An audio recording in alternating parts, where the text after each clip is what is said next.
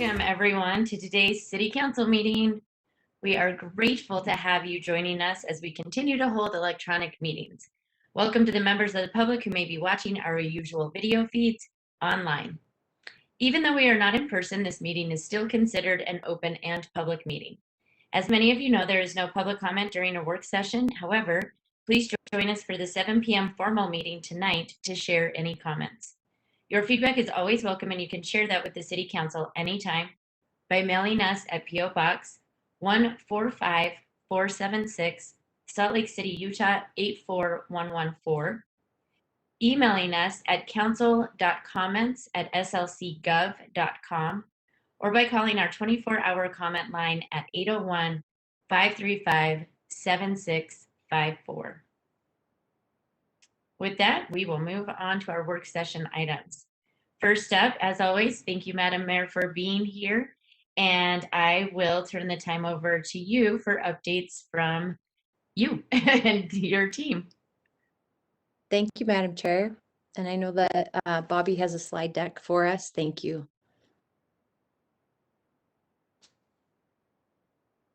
I'm happy to tell you that unlike the last week, there aren't any zip codes above that 191 per 100,000 crude positivity rate. And although the Central City and West Side vaccination rates are still behind the East Side, they're getting better and it's consistent. So the next slide will show you that the increases week over week are holding pretty steady at about 3% for 84101, right about 2% for 84104 and 2% for 84116.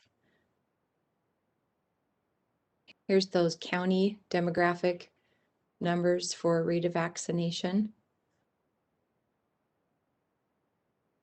And we've had our ERPL use increase by just 11 over the last pay period, taking us to just under 1,400 utilizations of the emergency responder pandemic leave access. And then for all those employees who cannot access ERPL, there is the next slide of the Family First Coronavirus Act, which allows people to take that same time off to take care of their family members or themselves. And just a slight increase by 2 employees utilizing that, 326 total. And Andrew Johnston will give you an update on homelessness. Of course, he turns his camera off. Thanks, Madam Mayor. I apologize, I don't have the updated numbers for this week, but they're on par with what you've seen here in the previous weeks, hovering around 90% occupancy rates in the resource centers. That's pretty much what you anticipated at the beginning of the time, even though we've been running on average above 95 the first 2 years, so not too abnormal. The other things going on this week, we continue to have some abatements of camps. These are mostly smaller ones at this point. Excuse me, my video was not on. Around town, and then also outreach to some other areas. We know there's a big one at Rio Grande. They'll be talking to neighbors about it and businesses.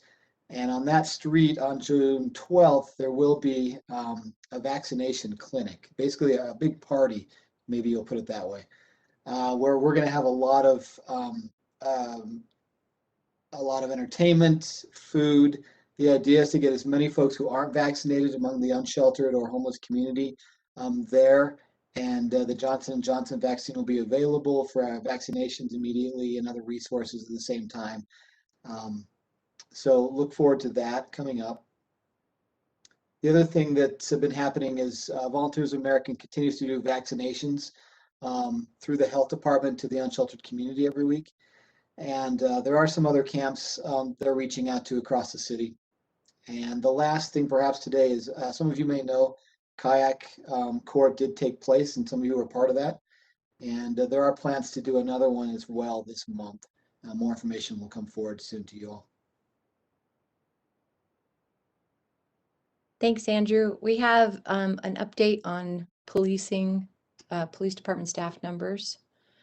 And I hope that this will be helpful. It was helpful for our team and being able to look at it this way. You can see our total sworn officers for the department as a whole, but breaking out the airport division. And then you can look at where we are seeing the openings and the loss of employment of some officers. The less active military is either people who are currently deployed or we know will be shortly deployed.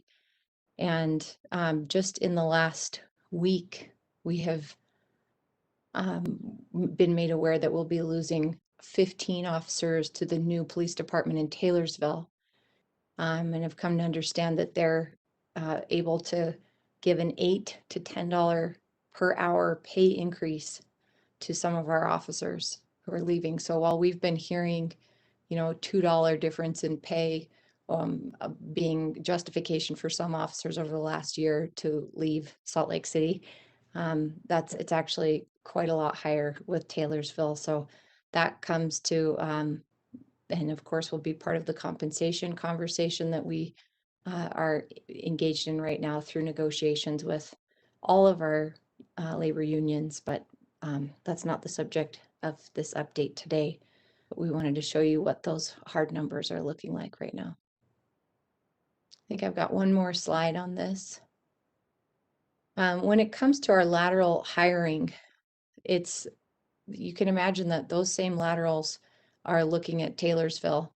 We're not very competitive when you can consider the potential of a $10 an hour pay increase for going to a new department like that. That's not good enough. And our capital city needs our officers to not only be able to afford staying here, but to want to stay here. So I hope you know, and from our conversations, that I'm very concerned about this, and we're working on this. We'll work with you, council, as we figure out how to solve for this. But I've also been hearing through the grapevine that we're not actually the hardest hit department, even potentially in the county, in terms of losing officers to Taylorsville. So just to give you some context, it's definitely not only our department. There's a little bit of the numbers of where we're at currently. 84 applicants from February were invited to do the physical test and the written test. 20 passed the written test after 30 came to the testing. So any questions that I could answer for you right now? Madam Mayor, I don't know if Chief Brown is on and available. I had a couple of questions about that last slide, and if he's not available, maybe I can just. Yeah, Madam Chair, I'm here. Okay, great. Hi, Chief. Hi. When it said 24 passed PT and 24 passed the written, or 20 passed the written test, does that mean that, like, how many passed both? Passed what? Passed both tests. Um, Is that just the 20 number? yeah, what happens is we ask for people to put in the application card to give us some information. We had 84 of those individuals fill that out. 30 were invited to come to the testing, 30 came to the PT testing, 24 passed the PT test. Of those 24, 20 passed the written test. So it's really a rule of thirds. Every time we have a level of testing, we lose about a third of the applicants. So of those 20, we'll probably lose a third in backgrounds and then the final test. So of those 20, we're not out of the clear yet. We're probably going to maybe get 8 to 10 of those. So just to give you a little information, Madam Chair, we were looking to hire a lateral class in June 30th of 12. Right now, we might have 3. We were going to hire another lateral class of 10 in July. Who knows what that'll bear. And then in August 22nd of 2021, we were going to hire a class of new hires, 30. And so that number of new hires, we have 15 that are committed to go to the next process. And then of those 20 that passed the PT test and the written test, we maybe get 8 to 10. So we might be able to get those numbers to where they need to be by August. But again, at every step in this process, we lose a third of the qualified applicants.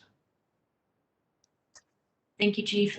And I have a couple of questions, and you and I have talked about this in the past, and maybe we can talk about it again offline, just about the background stuff. So maybe we can chat about that a little bit, because I just have some questions that I don't want to take up too much time right now about that. So I'm just curious more than anything. Yeah. So I'll be reaching out. That'd be great. And then just to add and to kind of capitalize on what the mayor laid out very well. When I talked to the council on May 18th, we had 45 vacant FTEs and 7 pending retirements or resignations. 2 weeks later, we now have 46 pending, or 46 less FTEs vacant officer positions and another 18 that are looking to resign or to retire. And that's I think we're at a critical time where we can't replace these folks, by just flipping a switch. And we've had these many conversations, but right now we're looking at reorganizing the department inside out and finding ways to put officers to answer those calls for service because we can't keep up. So I appreciate the mayor and the way she presented this, but council, we really need your attention on this issue because I think we're at a crisis. Yeah, no, I fully understand that, Chief, and appreciate it. Councilmember Rogers? Madam Mayor, I am 100% committed to whatever it takes to make sure that we get the staff necessary, that we have the funds necessary, that the police officers have everything they're equipped to. I have received dozens upon dozens of messages the past 2 weeks from police officers. And I just want to read this one statement from one of them. I'm not giving out names. I'm not doing any of that. Officers day to day tirelessly take to the streets of the city, the capital city, the city that the world floods to daily, and the city where you and your family live. Officers here are passionate about what they do every day and want to have the city be safe again. We just can't do it anymore to the level we used to. We're losing officers, new and veteran alike, so fast. We're probably 2 years behind to recover, even if the mass exodus has stopped. We don't have the support to do hard and dangerous, often ugly and public-sized things we have to do as officers in order to get the job done. We take to the fight to those who murder, rape, rob, assault, destroy, kidnap, steal, terrorize, and who seek anarchy. That's what we do. That's what our women and men of this police department do after receiving the highest level of training. And we do it very well, even despite the lack of support. I don't know how our police officers are coming every single day to do their job when they're not getting the support.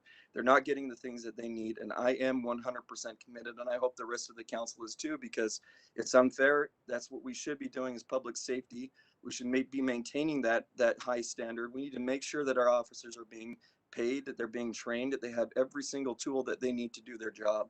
So I hope I'm not preaching to the choir here, or I should say, I hope I am preaching to the choir, that we have got to turn this around immediately, because our response times are going to be even worse with kids getting out of school. It's going to become worse when all these officers are off the street. And Chief, where are most of these resignations coming from? Is it the Pioneer Precinct? Is it that over in that? I think it's across the board, Council Member Rogers, but it tends to be in some of our younger officers, 2 to maybe 5 years of experience. But again, those are the officers that are filling those graveyard shifts, those afternoon shifts, that are chasing those calls that you're talking about. And the sad thing is, sorry, Chief, go for it. I'm just going to say the sad thing is we have invested so much time and money into hiring and training and hiring these officers. It pains me to see them walk out the door to take that experience somewhere else. Whether they're continuing to be a police officer or not. We're talking $200,000 after the time it's all said and they're outfitted, and then they're out the door. And after 2 years, we're going to be spending $500,000 for one officer to get retrained. It's such a waste of money, council members. I can't stress this enough. I've seen it for the past 7 years, this downward trend, and it's got to stop. We are the capital city, and there is no other city that in the state that has to do exactly what our officers are doing, and we demand it of them. And then we're upset when they leave, on our response times, when they can't even answer phone calls and get to the place where these issues are taking place. It's a shame. We should be ashamed of ourselves. I would agree with you and say that the complexity of reasons for officers to leave, we all know, is far more complex than just base pay. It's more than the take-home salary. That's a big piece of it, but it's so much more than that. So, Councilmember Rogers, when you talk about the support that the officers need, I appreciate that. And I appreciate the recognition as an elected representative that they need support from us, from all of us. And they deserve that. It doesn't mean that we turn a blind eye. It doesn't mean that we aren't critical about the work that they do, so that we can be constructive and that we can continue to be the best police department in this country, because we're curious, because we're not ever done learning. But that, for us to address pay by itself is missing the mark, but it's absolutely a critical piece of it. So sorry, I know that's a whole different agenda item that isn't on the docket at the moment, but thank you for giving me a moment to give you that update. Madam Chair, may I add? I completely agree with everything that has been said. I also get countless emails and texts and phone calls and from constituents saying, where are the police officers? There's people out here, out in public committing crimes. Not only they're in public, but also the vulnerable populations are also getting preyed upon out there. We need the police officers. This is a public safety crisis that we're having right now, at least in District 4. I'm sure it's in other districts too. And I so agree with you, Mayor Mendenhall. We can be critical and we can improve, you know, our police department, but we also need our police officers out there helping our community, the most vulnerable, and to keep our, you know, order in our city. So I'm also in support of the police department, and they need to hire more people. Thank you. Thank you. Thank you, Chief. Thank you, Madam Mayor. Did you have any other updates, Madam Mayor, or was that That's all everything? for today. Okay, perfect. And I just wanted to say, you know, I certainly agree that we need to be supportive of our police officers and all of our first responders. And I think that one of the goals of last year's audit and looking at those recommendations is really to try to create a space where our police officers are feeling that they can do their job in a good and healthy manner and have the resources that they need, and that we're allocating or taking some of the things off their plate that we have as a society have put on them and continue to stress and create more pressure for them. And I think that I hope that people can see that the reason that am so hopeful about the audit and the results of the audit is that it is a way to really benefit our community and support our police officers in the right way. And I look forward to continuing those conversations as we kind of move forward throughout the year on looking at our police department. But certainly agree that we need to make sure that we are compensating adequately for what we ask people, our officers and our first responders, to do within our capital city, and create a support system for all of our community members, and that includes our police officers. So I look forward to continued conversations there. Thank you. With that, we will go on to agenda item number 2, which is updates on racial equity in policing. Good afternoon. Good afternoon, Madam Chair. Just a quick update from me. Tomorrow, the Racial Equity and Policing Commission, the full commission, will be meeting at 5 p.m. for their usual commission meeting. It generally lasts till about 6:30. It is open to the public, and people are invited and able to find it on all the usual channels. I believe that's all we have for today, but I could be wrong. Thank you. Thank you, Allison. Item number 3 is our budget amendment number 9 for fiscal year 2020-2021 follow-up. I will turn the time, I believe, over to Ben Ledke from our council staff, and then we also have their Chief Financial Officer, Mary Beth Thompson, and our City Budget Director, John Vike, here to answer people's questions. But I will turn the time over to you, Ben. Thank you. It's the second briefing for budget amendment number 9, and a public hearing is also scheduled tonight. There are updates on 3 items from the first briefing, and 2 of these items are potential council added items. First, the administration is requesting the council add an item to reimburse fund balance using American Rescue Plan Act, or ARPA, dollars.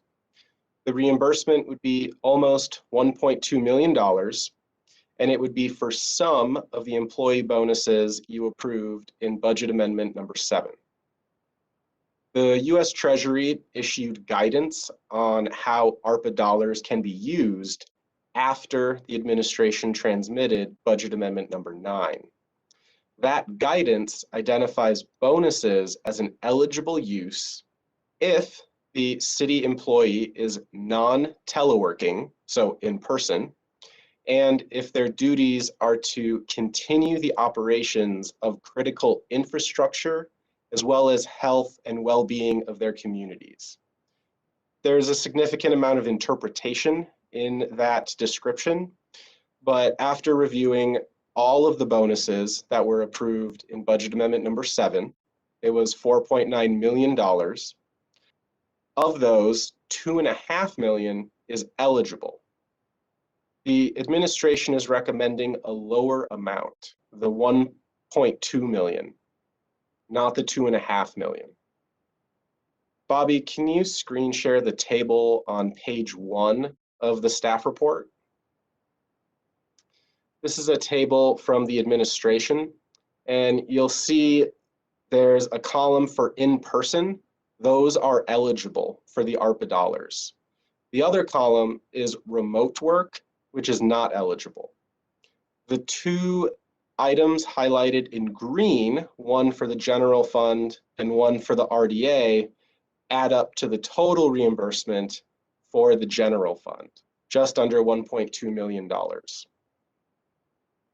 Now, the three other amounts under the in-person column are for the airport, public utilities, and sustainability, all enterprise funds. Those three amounts are also eligible. It's important to note that the airport received $82 million from the CARES Act, and they're expected to receive additional funding from ARPA. The same is not true for public utilities or sustainability. So a policy question for the council to consider is if you'd like to ask the administration why reimbursements to public utilities and sustainability enterprise funds are not being recommended. You could also discuss the pros and cons of preserving the ARPA funding for general fund opportunities. You can take the table down, Bobby. Council members, do you have questions on this particular item in the budget amendment? Dan? I'll just, Ben's policy questions, those are two good questions, so I'd like to see if the admin can answer those. Mary Beth, do you want to take that on perhaps? Yep, I can take it on. So I think that the reason that we just did the general fund was because we were trying to get this in as quick as possible. And so you could reimburse public utilities and utility as well. This will general fund dollars and the 1.193 it will free up funding. That was Madam Chair, really- we can follow up. I don't know if other people were having trouble hearing Mary Beth. Yes. Was I the only one? Maybe we can follow up in writing on that, and Ben can follow up on writing with Mary Beth and share that with the council. Because I know there was some good information in there. It was just choppy and I couldn't hear it.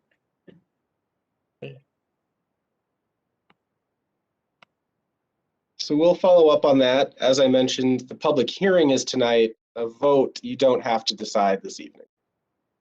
And I did want to follow up from Budget Amendment number 7. A couple council members asked if the $2.5 million for replacing those boilers that had failed at the central plant could also be used for ARPA dollars, but unfortunately not. It's not eligible, but we did check.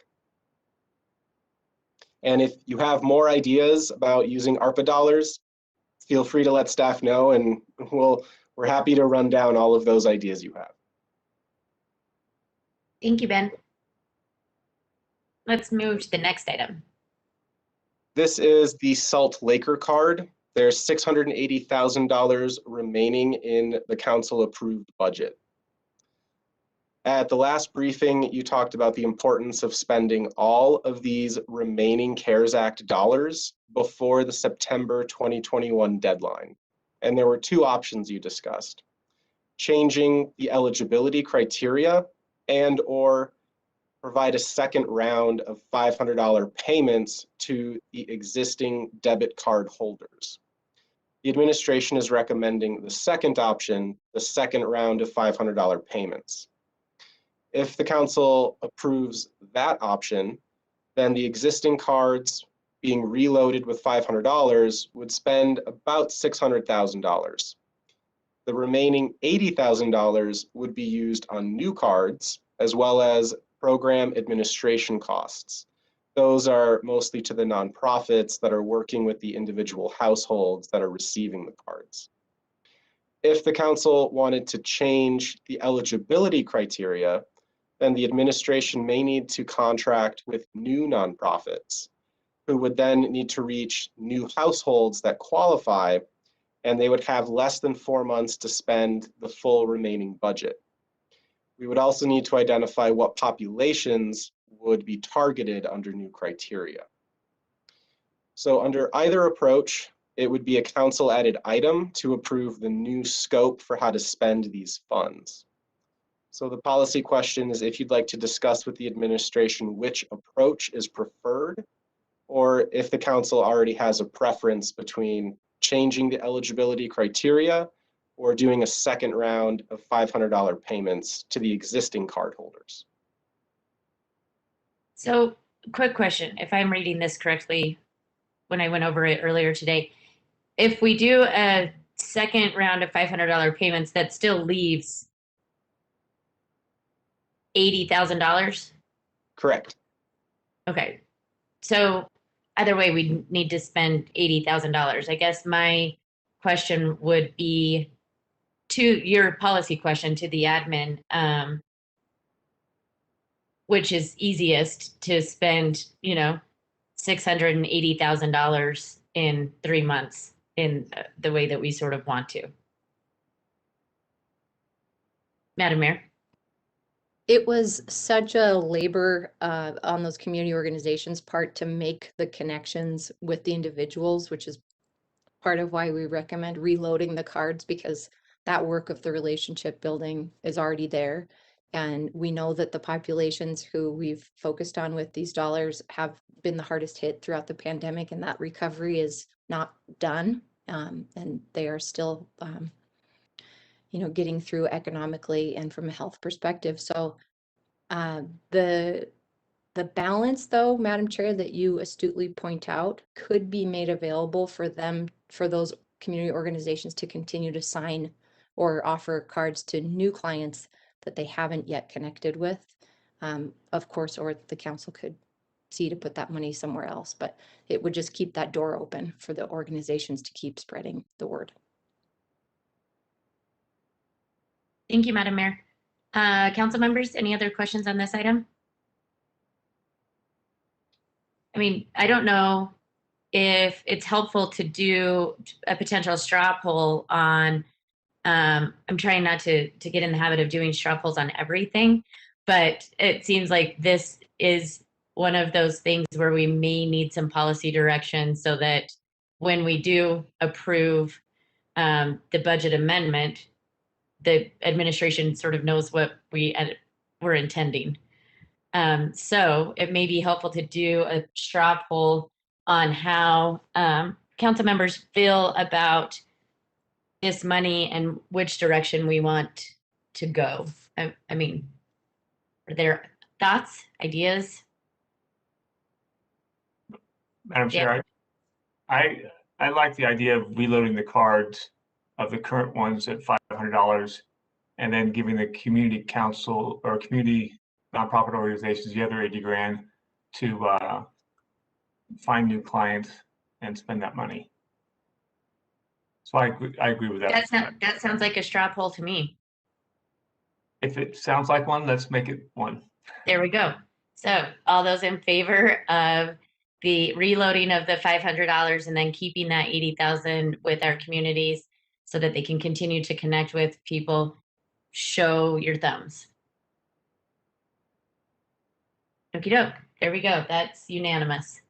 Ben, we can move on to the next item, please. One more item. The council had asked about the status of updating the 3 remaining sections of the impact fees plan. As a reminder, The council updated the impact fee plan for transportation last year. That update allowed impact fees to be leveraged with the 2018 voter-approved streets reconstruction bond, so those bond funds can go further. The 3 remaining updates are for parks, fire, and police.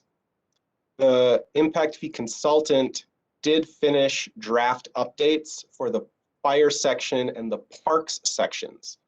Those are being reviewed by the administration. They may have adjustments, and then they will be transmitted to the council for consideration. The police section is still in development. The consultant did assemble a data set that'll serve as the basis for calculating the new police impact fees by land use type. The administration is currently determining the future capital needs of the police department, and they said a proposal is expected to be transmitted to the council in the summer. Those are all the updates I have for budget amendment number 9. Great, thank you, Ben. Council members, any other questions regarding budget amendment number 9? Okay, we will move on. Ben, you can stay in the hot seat because you are our CIP pro, and our next agenda item is an overview of the capital improvement program. And council members, I encourage, and Ben, will you go through the timeline for us first as part of that overview so that we have that out in the open, people understand when the hearings are?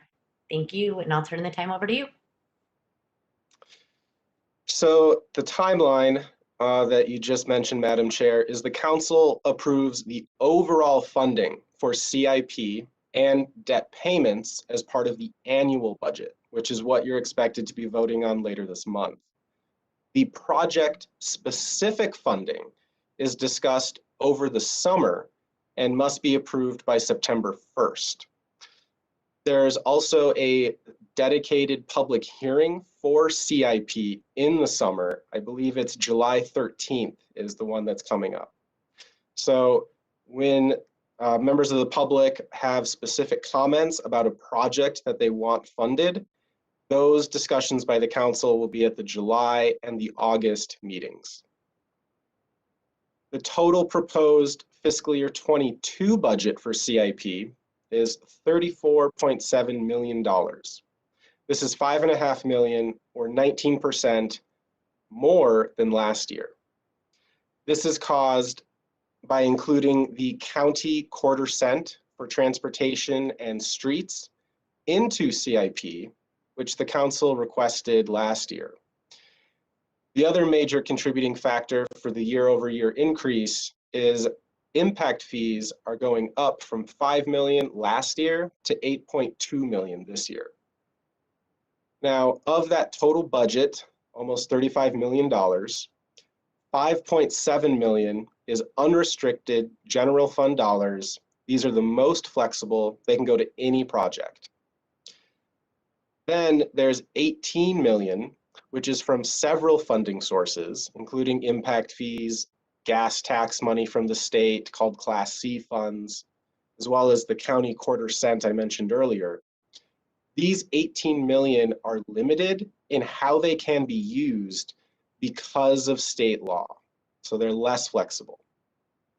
And then there's $10.7 million to cover debt payments. This is mostly for bonds. But I have to note, of that $10.7 million for debt payments, $3.6 million is a placeholder to cover the first year debt payment on the proposed $58 million bond. So if the council decides not to issue the bond or to issue a smaller bond, then some of that placeholder would be available to spend on any CIP project in fiscal year 22. Or conversely, if the council decides to issue a larger bond, then the council would need to identify additional revenue or shift funding away from other CIP projects to cover the larger first-year bond debt payment. The council is tentatively scheduled to discuss the projects in the $58 million bond proposal over the summer in conjunction with the CIP project discussions. Page 3 and 4 of the staff report has a list of the proposed bond projects. It also includes a list of the over $300 million of unfunded capital needs in the city over the next decade. The proposed fiscal year 22 budget for CIP is 6.1% of ongoing general fund revenues. This is less than the typical 7% the city achieved in recent years. The council would need to add almost $2.8 million to bring the CIP budget up to that 7%. Fiscal year 22 also has more constituent requests than the city has seen in the past 6 years. This is partly due to applications being carried over from fiscal year 21 when constituent requests were not considered as part of CIP. Bobby, could you please put up the CIP chart? This chart shows all of the CIP requests from fiscal year 17 until fiscal year 22. The orange bars are department requests and the blue are constituent. You can see that fiscal year 22 has the most constituent requests and it has the second most department requests. Only fiscal year 17 had more total requests by 3. Now, not all requests are equivalent. Some are more complicated, some request a larger dollar amount, but I think it's helpful to show over this 6-year period that fiscal year 22 does have more total and more constituent requests than typical. You can take it down, Bobby, thanks.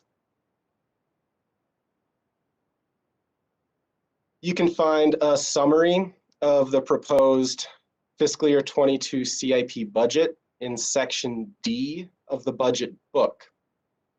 For the 3rd year in a row, there is also a separate CIP budget book. Hard copies should have been delivered to council members last Friday. Let us know if you didn't get it. An electronic copy is pending transmittal from the administration.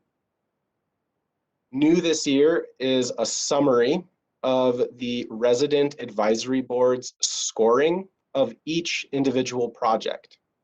This is attachment 5 to the staff report, and it's a similar approach to what the resident advisory board has done for the mayor and the council for HUD grant funding. So you'll see in attachment 5 every project as well as the combined score from the board. And they're ranked in order from the highest to the lowest scoring. In the CIP budget book, the general fund capital projects are in sections C and D. You'll see on each project page the name, the address, a photo, a description, and then at the bottom of the page, there's a table that shows what the board recommended and what the mayor recommended for funding and from what sources. This year, the funding recommendations from the advisory board and the mayor are nearly identical. There are 2 minor and 1 major difference. Both recommended fully funding, but using a different mix of funding sources for 2 projects. Transportation safety improvements on page D6, and the 900 South Signal Improvements Project, which is on page D26. The other difference is the advisory board did not recommend funding for the Kensington Byway, while the mayor recommended full funding. And note that there are several projects that scored higher by the board, but are not recommended for funding or recommended for less than full funding. That project is on page D1 of the CIP budget book.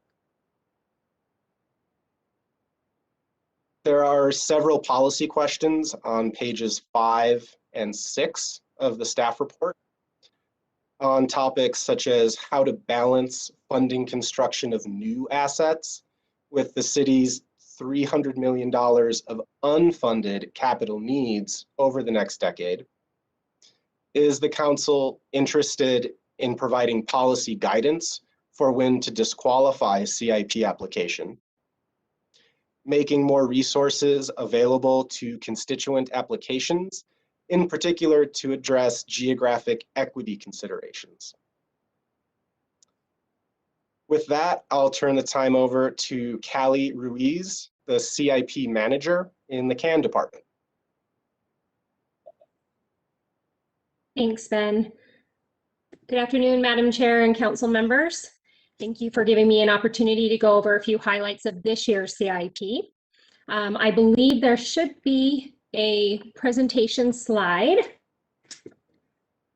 And we will just get right into it. It's very short so that it will leave you the opportunity to ask questions if you have them. And thank you so much for putting up the slide for me. We began this year, fiscal year 22 process in October of 2020 by opening the constituent application process. That continued for approximately 30 days before sending those through to the divisions for collaboration to work on budgets and project scopes. All projects were due. The deadline was January 8th of 2021. That's both external and internal applications. And we began the CDCIP board meetings in February of 2021 and concluded those on April 8th of 2021, whereas we forwarded those recommendations to the mayor's office. Next slide, please. This is just a high level of the requests for funding and out of which funding source. There were 72 applications in total of $60,584,686 in total requested dollars. You can see there on the breakdown, there's a request for $42,800,000 out of general fund. And ultimately there was about $8 million available in general fund dollars with the Funding Our Future. As Ben mentioned earlier, some of these other funding sources are more restricted, but they were much closer in what the requested fundings were versus what was available. Next slide, please. This here is just a breakdown of those CIP applications. There were 24 constituent applications, 9 engineering applications, 3 facilities applications, 4 fire, 17 parks and public lands, and 15 transportation applications. Next slide, please. So here's kind of where we get into more of the snapshot of this year's CIP. And what we've done here is we broke down the CDCIP board and mayor's recommendations in more of the stats. So the total applications were 72, 48 of those being internal, and 24 of those being constituent. The total projects recommended between the board and the mayor were 40. Out of the 72, that's about 56%. The total requested funding was that 60 million, and the total funding recommended was 22,244,019, which is about 37% of the 60 million. The constituent projects recommended were 9 of the 24. And the total dollars recommended towards constituent projects were 1,973,924. That's approximately 9% of all of the total recommendations for funding. Now, if you look at the bottom table, and this is kind of the last of what we have, it's on the far right column that's highlighted there in that brown or tan color. I want to give some credit to the CDCIP board for trying to be very mindful in their considerations of recommendations of funding to be equitable across all of the divisions. And then also they were looking very closely at project addresses as well. And so if you look really closely at that column, you can see that the division in percentage wise out of general fund, which is inclusive of the Funding Our Future dollars, I think that it was spread out pretty equitably. That is all I have as far as the presentation goes, but I'm willing to take any questions that you may have.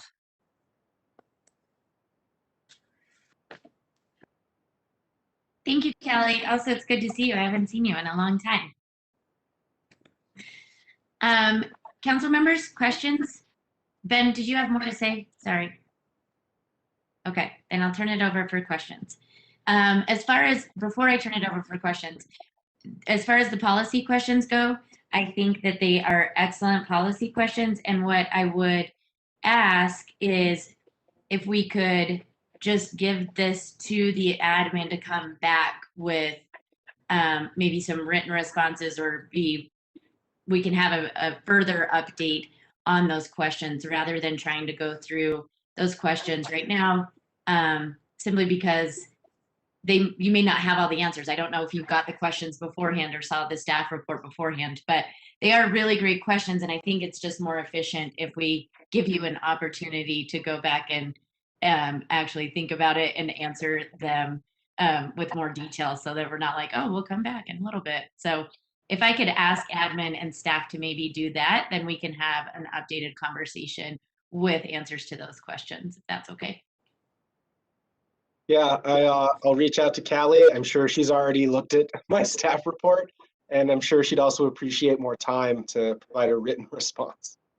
They're pretty in-depth policy questions, so I think it will just be more helpful that way. I appreciate that, Callie and Ben. And so, council members, what I'd like to... Oh yeah, go ahead. I just want to clarify, when you say come back, you mean for the July 13th CIP briefing, not next week? Yes-ish. Okay. There are a couple of questions that, yes, for the July 13th. I think the biggest question that we would need answered beforehand, and I think this we can do offline. I know that there was some talk by council members about whether or not they wanted to increase the CIP budget. And some of these questions sort of relate to whether or not it needs to be increased, such as, are there certain programs that might qualify for Arpa funding?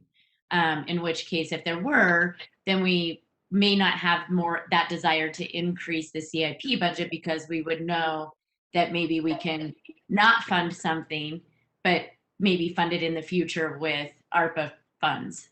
So I think maybe we can tweak some of those questions, Ben, and we might need an answer before the budget, but we could probably talk about that offline and with some of the council members that were interested in increasing the CIP budget. Does that make sense? It does. There are a couple of the policy questions that are more timely, especially the ARPA one that you just referenced. So with that, council members, minus the 7 policy questions that we have in the staff report, since we're going to come back, in the future date, are there other questions regarding the CIP overview? Or any? Dan? Madam Chair, just to clarify for me, yes, I am very much in favor of looking at to increase it, and then possible ways to increase the CIP funding, because I know there's multiple sources, and I think that question, Ben probably knows that where we could possibly get money to increase the CIP funding. It's part of the unresolved. I think it's part of the unresolved. Okay, thank you. Yeah, Madam Chair, I'm still very interested in increasing the amount of CIP and funding overall. I'm going to ask council members, just as a preview, that I really am going to be advocating for one of the constituent applications to improve transportation in the sort of the northern gateway to the city. And just remind everybody that, again, this is, I think, part of the reason why we're seeing such a huge backlog or a huge rate of applications coming in, is because we didn't fund CIP citizen initiatives last year. And so I think that it makes sense that we have sort of a bigger funding amount this year to compensate for the fact that we didn't, that residents didn't have the opportunity to do that last year. And that we as a council, well, I'll just leave it at that.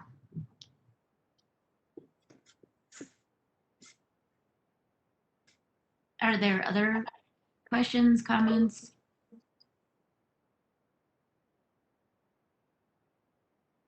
Okay, so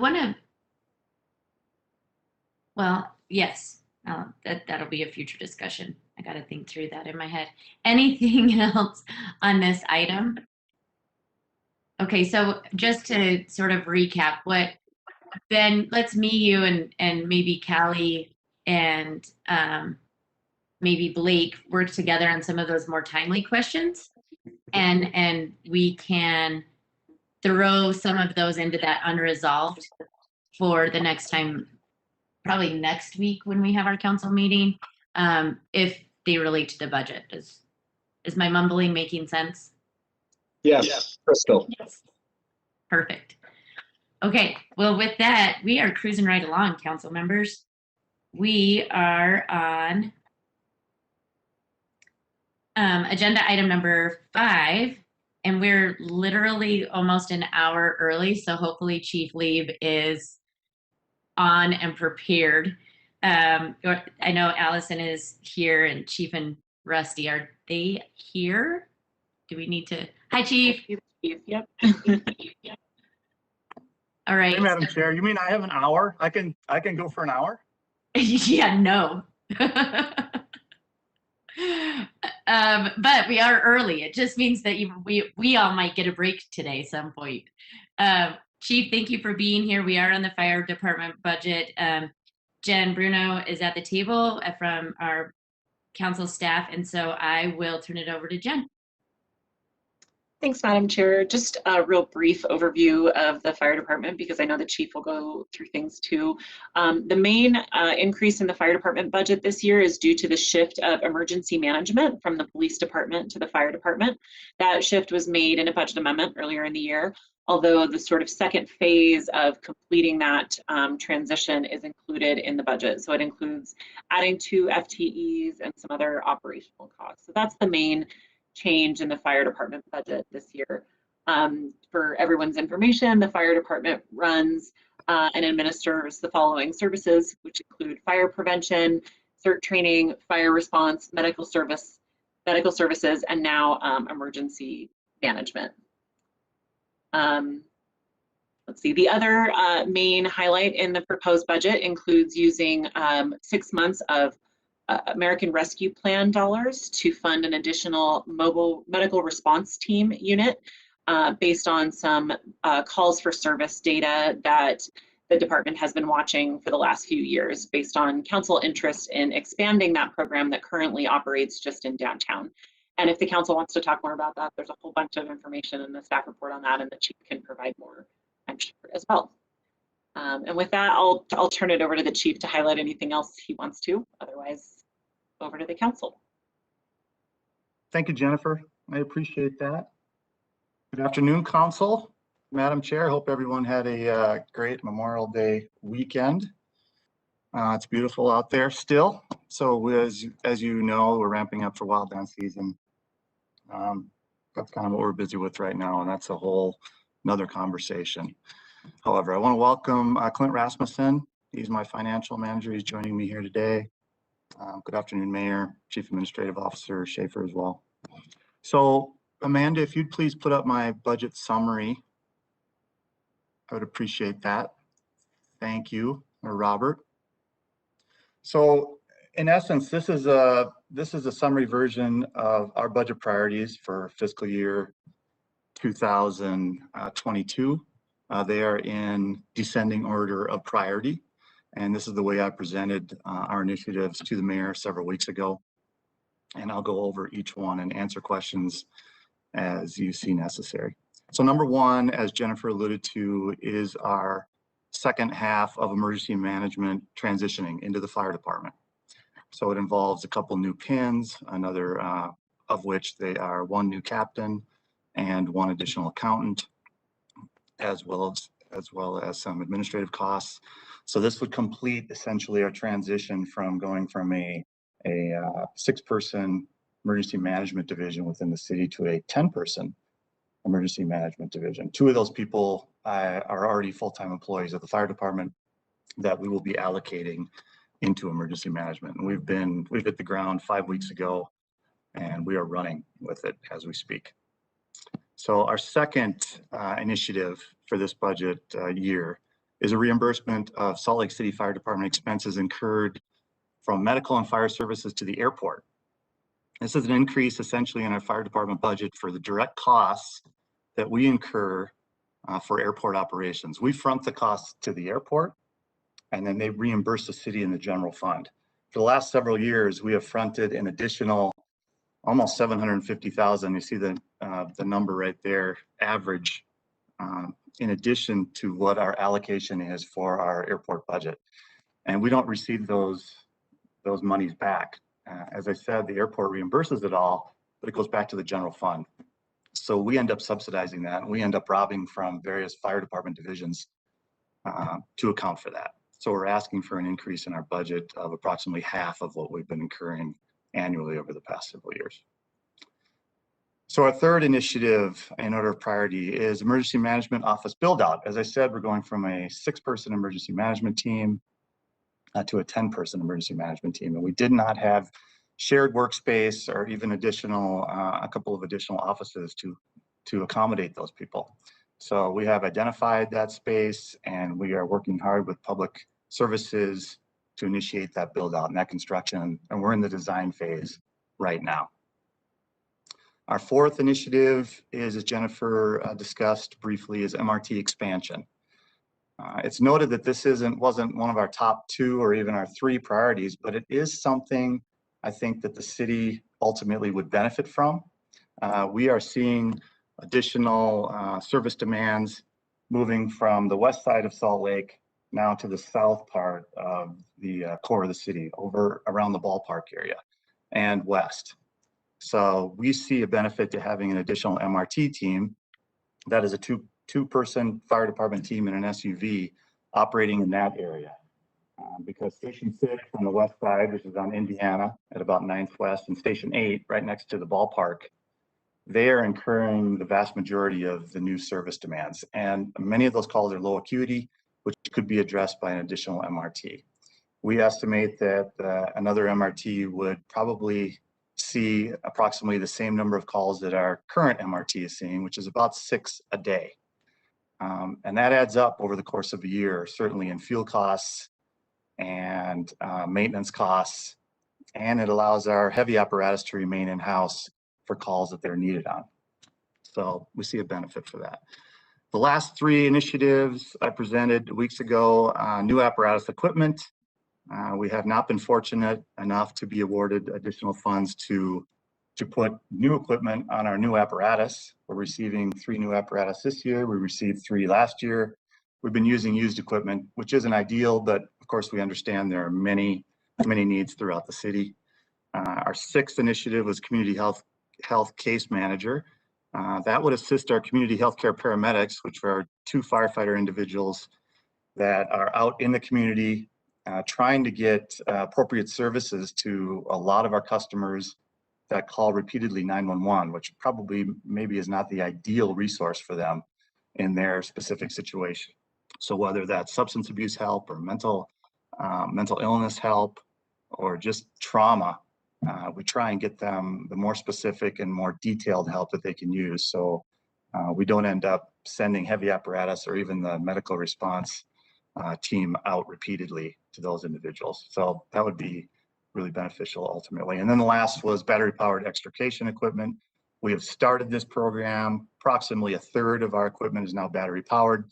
We'd like to get rid of that fuel powered hydraulic system that we currently have on some of our apparatus and transition that to battery powered, which makes all the difference in the world as far as utility and versatility, and of course, reducing our carbon footprint overall. So in a nutshell, that's our budget for the next fiscal year. Does anyone have any specific questions on those things?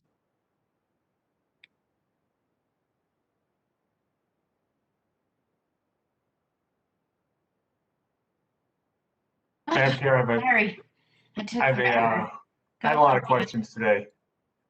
Chief, on the medical response teams and the mental health side, do you see a correlation with the CCC program and interacting with them was a social worker with those MRTs?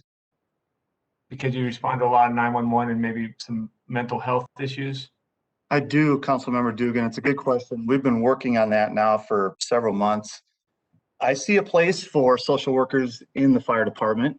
I think it would be appropriate for us ultimately to link a social worker with a firefighter on some calls that do not have a threat component or a violent, weapon component, where we could go out and address mental health issues and substance abuse issues with the assistance of a social worker. So I think that time is coming very quickly.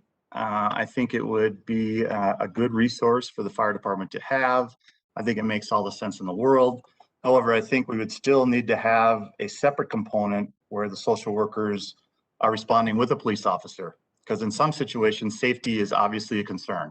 And that has to be priority number one, obviously, for everyone involved, the social worker, the police officer, or the firefighter. But we've seen this kind of model work in other parts of the country. Specifically, we've seen it work in Dallas. Denver is doing a version of this as well. So the calls come in and it goes to one of two channels, either a social worker with a police officer or a social worker with a firefighter. And we'd like to try that out, maybe as a pilot program later this year. Okay, great. Because I'm all in favor of looking at that, because I think you're absolutely correct. Social work could work both ways, and they're definitely needed in both sides of the issue. So yes, yeah, I look forward to a further discussion on that kind of pilot program and how we implement it. Thank you. Dennis? Thank you, Madam Chair. First off, Chief, I really appreciate your comments there regarding the teams with social workers. I think that sounds fantastic to have the two different pathways as options. Curious about the MRT teams. How is it determined that they are sent out? It all depends.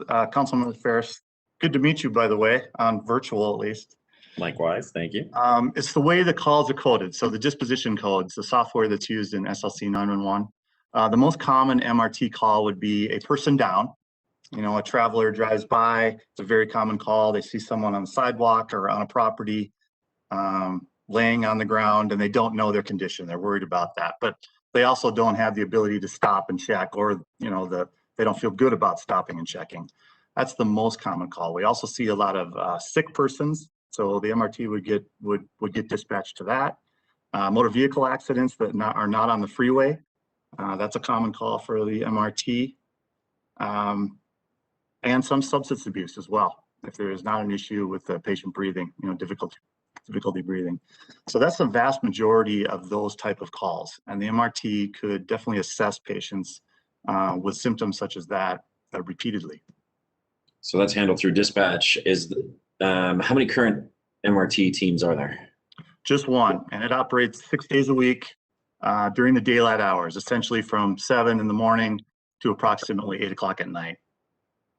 All righty. And then assuming we were to figure out something in the social worker paired up model that you were discussing, would you see that as in addition to MRTs or in place of? I think in addition to MRTs. I see the social worker component working with our community healthcare paramedics, which is a different division within our medical division here in the fire department. I think that would be most beneficial to allow the MRTs to do their work with these types of calls, and then the social workers paired up with the community healthcare paramedic could pick off those specific calls where they believe they can make a difference. Maybe a repeat call, or a person that clearly it's a mental illness kind of call. That their training could be beneficial. Cool. And then lastly, I want to give a shout out to you guys for your community health aspect. I have seen a few of your people recently engaging with people out in the community and coming up with plans for high utilizers to be able to help to minimize that, mitigate those impacts. And they've been just absolutely delightful. So thank you very much for your efforts on that front. I appreciate those words, Council Member. I'll relay that appropriately.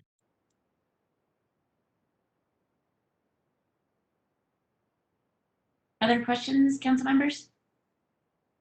Chris? Thank you. So Chief, you and I have talked about this a little bit, but I know that there's some apprehension among some of our firefighters about responding to things with only 2 firefighters instead of a team of 4 that would be on like one of the trucks. And I just, you know, for example, one of the things that was pointed out to me is, let's say that there's a report of somebody like sleeping in a car or something, and people don't know if they're okay or they need to be checked on. So firefighters go out and suddenly that person like pulls a gun on them or something like that. How do they ensure that they're safe in a situation like that? And I just want to know how, from your perspective, are we putting by expanding the MRT, are we putting more firefighters in those types of situations that are potentially dangerous? So how do we make sure that we're not doing that? That's a fair question, Councilmember Borden. I appreciate that. And we have these kind of discussions with our labor group 6.5 years ago when we initiated the first MRT. Same concerns, and they still exist today. So to answer your question specifically, 2 firefighters in a medical response team is not as safe as 4 firefighters in a heavy apparatus. I mean, obviously 4 is better than 2. But from an administrative perspective, I don't believe that the model is fundamentally unsafe. We go to great lengths to ensure that those firefighters on the MRT do not put themselves in a position where they feel uncomfortable, or they feel endangered, or they don't feel in control of that situation. In fact, we tell them, don't even get out of your rig. Don't leave the vehicle. In fact, drive away if you don't feel comfortable, and wait for a police officer, for example, to arrive and secure that scene. We also do not send our MRT people onto the freeway because we feel that is an unsafe condition. Obviously, the freeways are a very dangerous area. In fact, if we send them to a call that's on one of the more high volume and high traffic streets in the city, say 700 East, we think it's completely appropriate for them to contact a heavy, if they feel uncomfortable, heavy apparatus, to take that lane and block that lane while they're doing their work on 700 East, for instance. So this is not a new model. This is the type of model that's been used nationwide in a variety of departments. We think it's very efficient, it's very effective for this service demand. And we think it's appropriate as the city grows, and of course, the demand for these type of low acuity EMS responses continues. And I don't believe it's going to decrease in the near future. I think it's going to increase.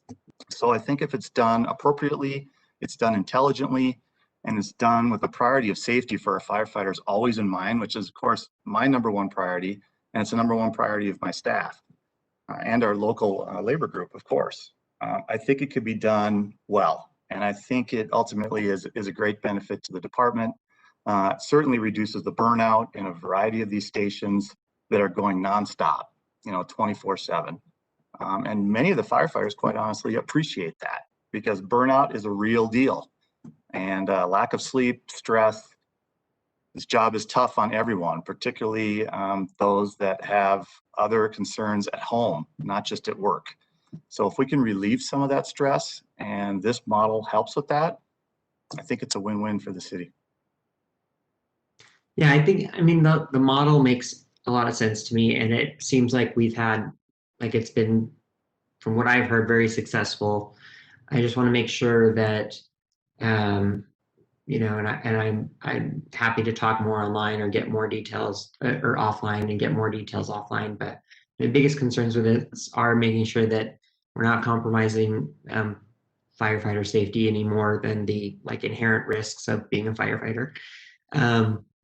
And that if we're going to be adding employees, that we're making sure that we're going to be able to sustain those employees going forward, and that it's not going to take away from taking care of the employees, the firefighters that we already have.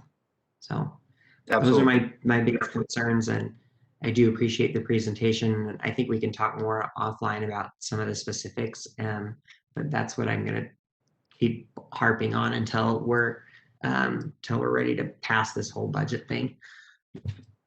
Very good, council member. Very good. Thanks. Council members, other questions? Chief, I have a couple of questions for you. You mentioned in your presentation that one of the initiatives is the reimbursement from the airport, and that was about 350,000, a little over 350,000, but that what you generally front is double that. So why are you not asking for reimbursement for what you generally front?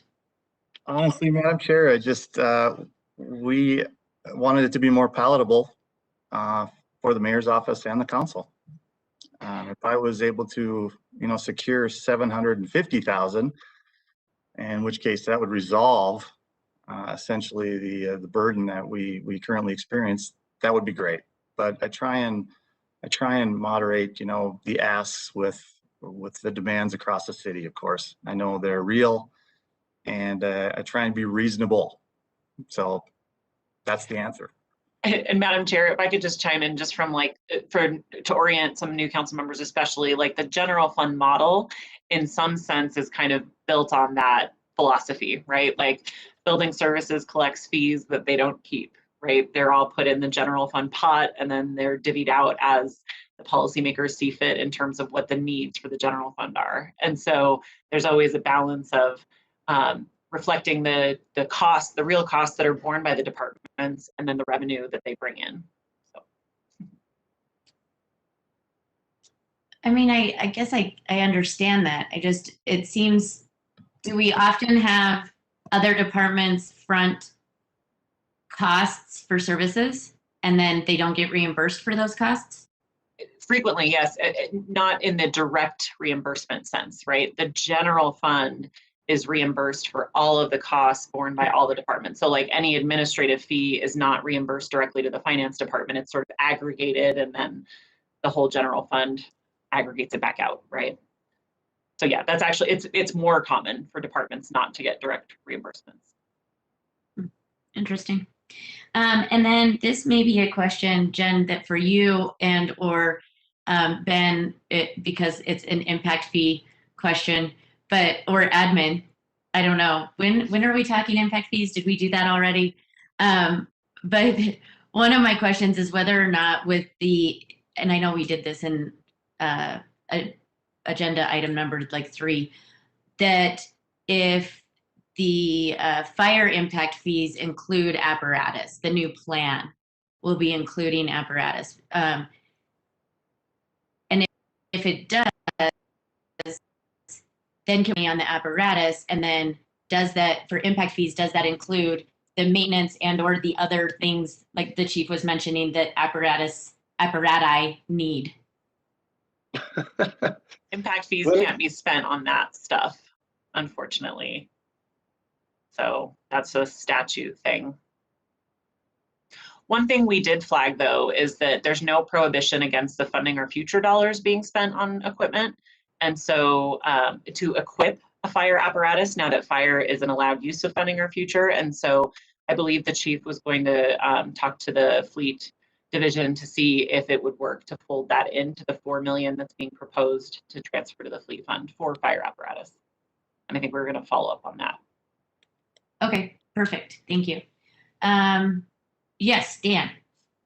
Thank you, Madam Chair. Chief, there was a question in the staff report about cost recoveries from working with the University of Utah. Has that been ongoing every year? We have that and we just don't really charge them, or it's too hard, or it's not a lot of money? Yeah, the answer to your question is, number one, Councilmember Dugan, yes, we do incur costs. I do have the data. We go on approximately 1,200 of those calls annually, and we've attached the cost to that. If you attach an hourly cost to a roam like that, it's over $1 million of funds attributed to fire crews that are going out on those responses. The second part of your question, are we recovering that? Right now, I don't have any means to charge the university. We do not have that system set up. I haven't been authorized to do so, but it has been a recent conversation with the council. I think last year specifically, Councilmember Rogers brought that up. I said I would get those numbers. I have them now. So now it's just a matter of how do we go about recouping those? And do we want to recoup those? I guess is a rhetorical question. I would love to recoup those, but I'd have Can to we send the university an invoice? Yeah. It would probably need, just from a functional perspective, it's more complicated than that. I think it would probably need to be a discussion between city leadership and university leadership, because obviously they don't have it sitting in their budget necessarily right now. Right, yeah, and I know now may not be the exact time, but I definitely think it's warrants a discussion with them, because if it was $70,000 or $80,000, I can see, yeah, chump change, but when it's closer to $1 million and 1,200 calls, that's quite a bit for a small little spot in the northeast corner of the city. So that's a lot. So yeah, I think we need to revisit that one somehow. Do we offer free service? Sorry, Madam Chair. Do we offer free services like this to other institutions? Well, or I mean, I think where we don't get reimbursed? I think in a way, any property that doesn't pay property taxes is getting that free service. The church office building, probably the other big user, right? And I think that that's the challenge of having half of our city be tax exempt, either educational or religious. And so the university is a really obvious example because it's a campus with a ton of people living on it, but Westminster, for example, wouldn't pay for any calls that show up there.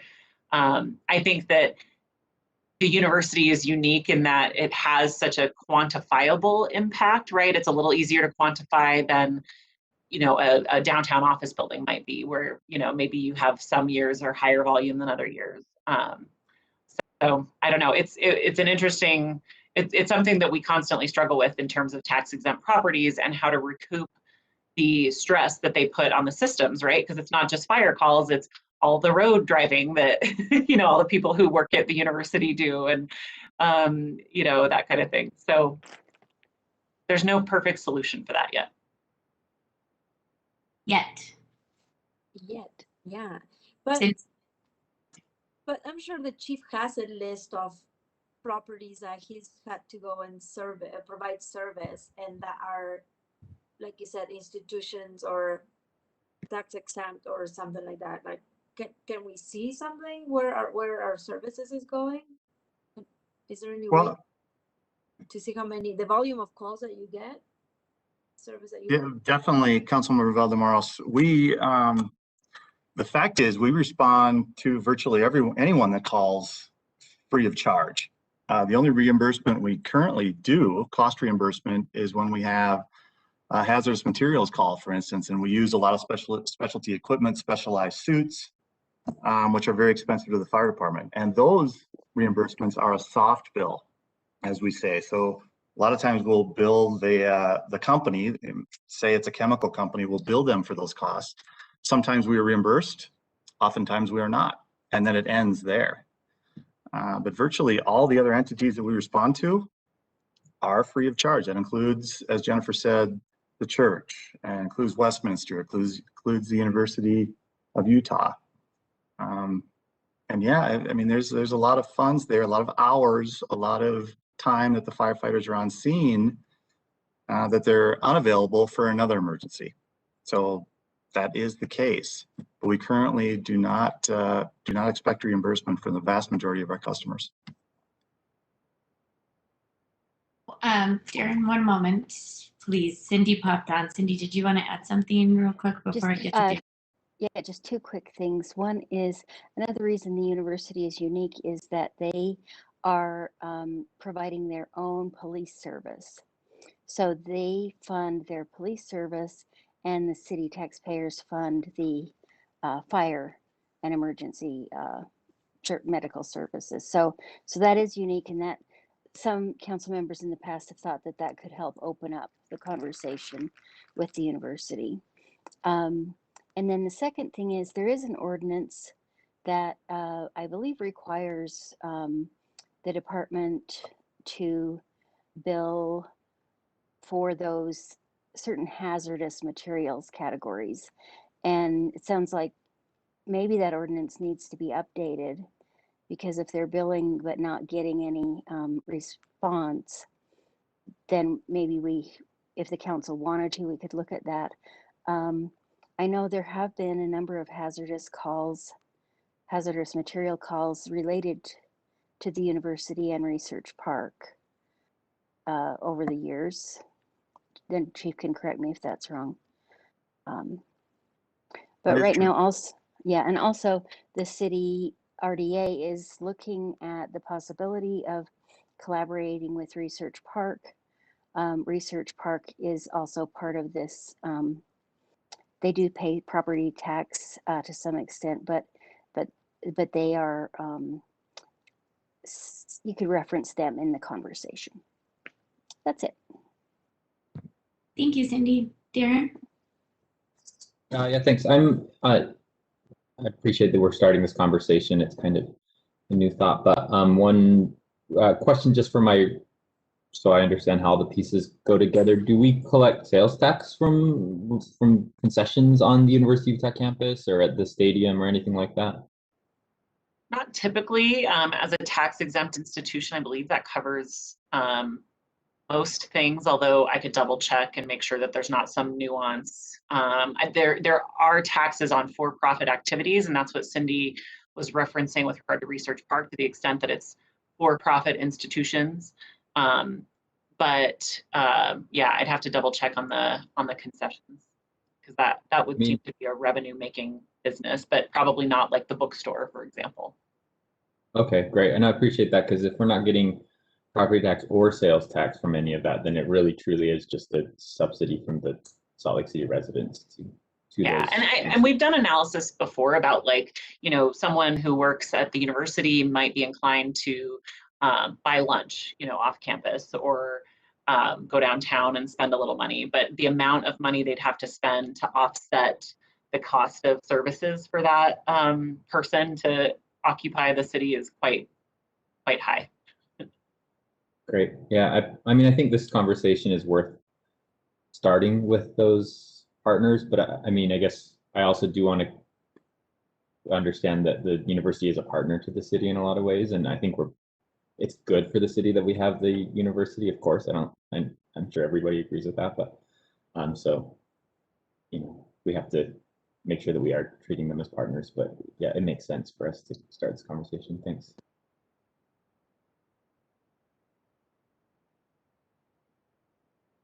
Thank you, council members. Any other questions? I don't see anything. Chief, thank you so much for being here. Appreciate it. And there you go.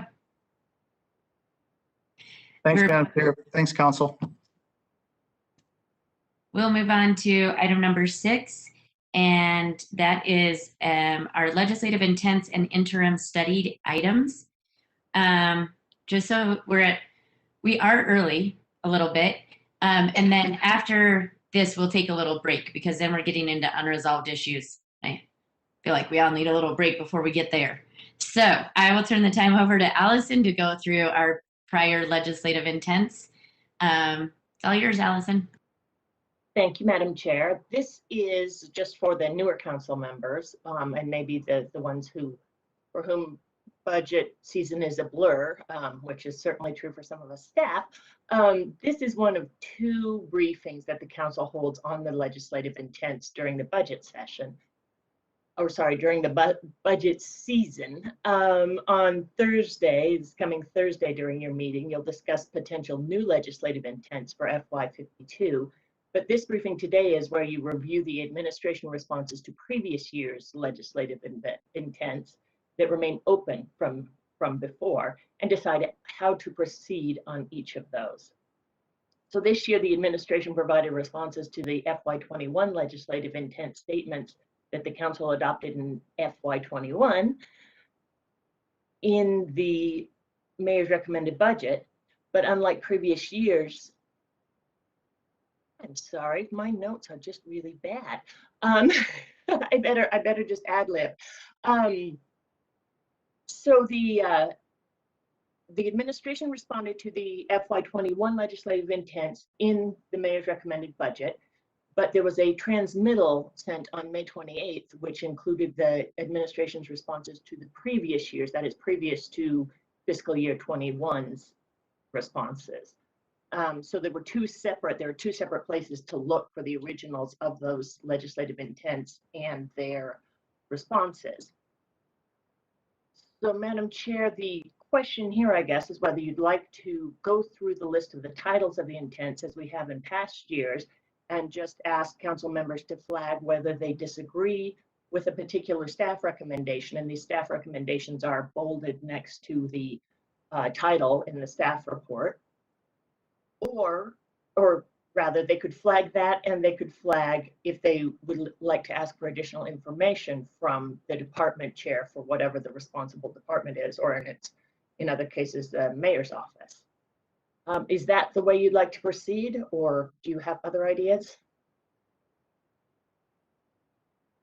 I think what we can do is go through just fiscal year 21's legislative intents and just the ones that are marked open right now. And then if there's something as we're having this discussion that council members are looking through and are like, oh wait, I have a question about this other thing, then we can go there. But let's start just with the ones that are open in fiscal year 21. Okay, and I believe Bobby has actually a list of basically the titles of each of the legislative intents, and then the staff assessment. It doesn't include the response from the administration, but this is just to help you follow along. So the first one for FY21 would be a reassessment of the police department role, and the staff recommends that that remain open. The second is the police department zero-based budget exercise. We recommend that also remain open. CARES Act funding. Our recommendation is to close and complete. Let's see, D is to ban military equipment for the police department. That is also closed and completed under our recommendation. E is the police department reporting ordinance. We recommend that remain open. F is tuition reimbursement and police officer education. That would be close and continue. G is CIP and county transportation funds, close and continue. H, communicating impact of budget. Whoa, I can't read. Sorry, the screen was moving. Communicating impact of budget reductions, close and complete. I, Gulf CIP fund plan, open. And we have a suggestion here that the council may wish to request the short-term Gulf CIP plan offered for review by the Gulf Division. J, historic park design guidelines, open. Our suggestion here is that the council may wish to request the full report that was offered for review on the historic park design guidelines. K is the 4th Avenue well noise reduction, close and continue. L is fund balance floor goal, close and continue. M is transfer housing trust fund development, loans and payments, open.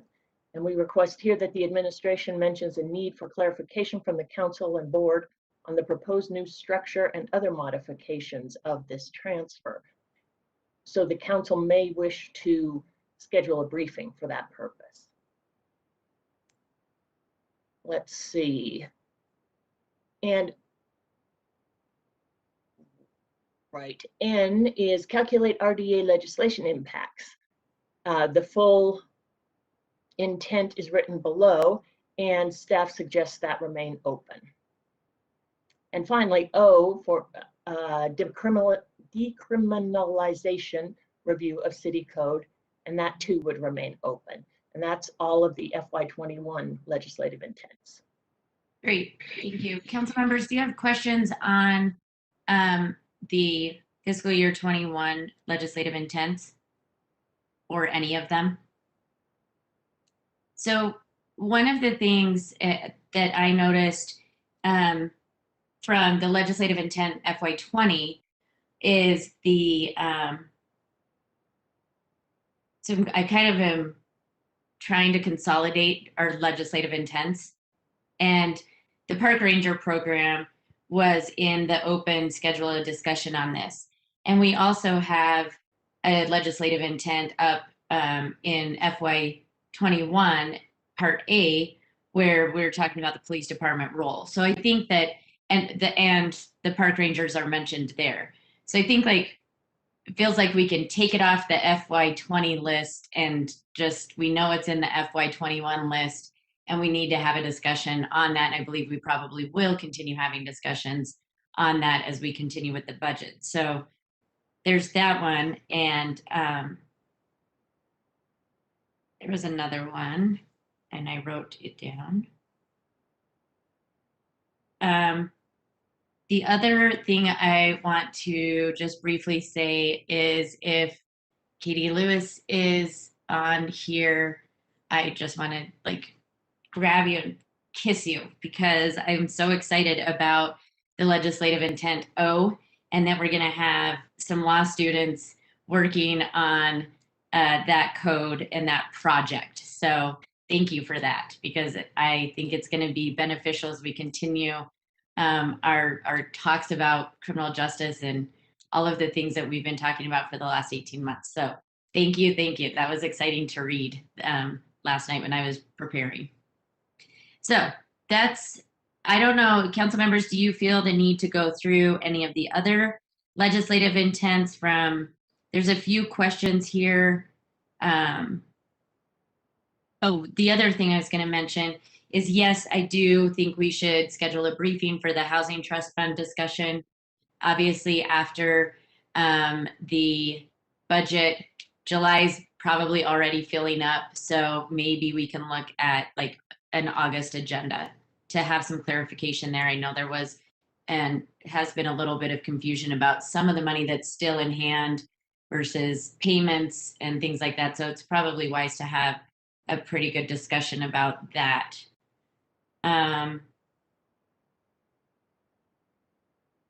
Council members?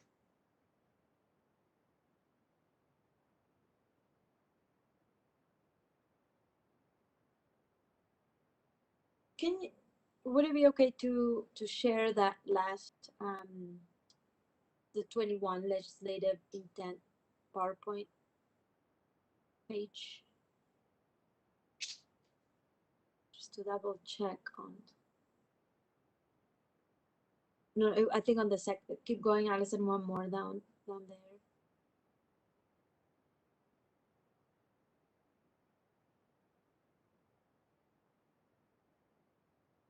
So, Madam Chair, when do we expect to like talk about this once again? Like, do we have like a system already when about revisiting this intentions that we have? You can talk about it now. That's why I opened it up. I say now is our main time to talk about it. We do, as staff, try to highlight the legislative intents when we talk about each department that they're related to. So to the extent that there is a changing program or whatever, we'll reference that in the staff report, but this is that time. So Anna, real quick, I just don't think like going through each one line by line is really necessary. I wanted to get through FY21 because that's the newest, but I mean, this is the time for discussion. So feel free to talk.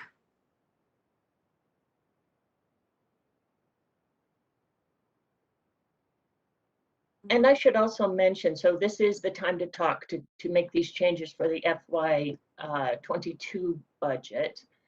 In typical years, there are some other opportunities throughout the year to get updates and discuss a little bit more on these.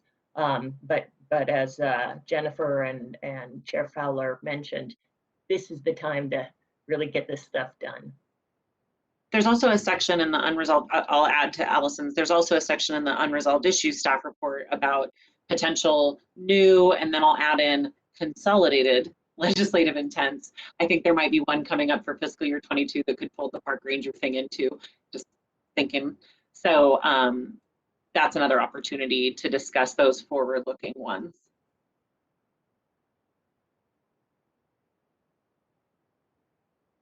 Oh man. I think, I guess I'll start with saying sooner than later, like on some of these ones that, are more fresh in our minds. But then we have, after we finish with the budget, then we have like about 5 months of work, and then the legislative, session starts, and then we get super busy with that as well. So, last year, 2020 was weird, of course, on many levels, and all of the emergencies that went on meant that 2020 was, or well, the FY21 budget was a completely unusual year because there weren't any interim briefings.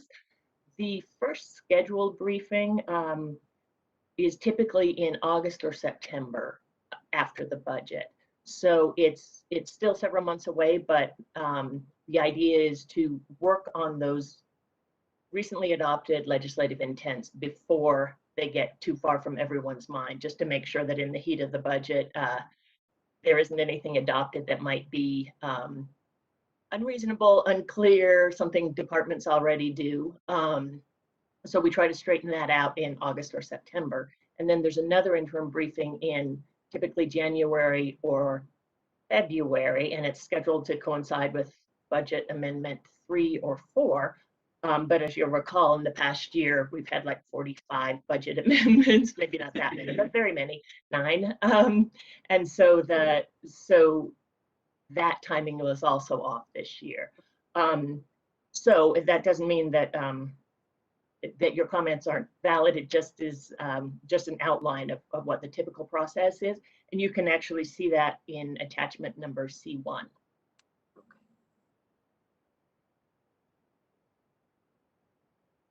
Allison, I'll just add for the future for FY22 is the golf food and beverage options, which we say is open. So I think that we'll just we'll add that to FY22, right? Because as you mentioned in the staff report, with COVID hitting, I mean, everything's changed, but I think it's now an opportunity for us to look at re-looking at the concession stands and what we're doing there, or the snack shops. And we talk about, and this is something I read about, what just looking at the zoning to see if we can figure out a way to be a little bit more like what actually how we can be flexible there. And if we can't, then figuring something else out there. So that's just I mean, you guys know that's an important topic for. Well, and we can certainly add that, another question you might want to consider is there are a couple, there's at least one other golf related intent here several years back. It might be possible to consolidate all of those into a single intent, and then maybe work on some briefings, fingers crossed that there aren't any more emergencies. Great, thank you. Council members?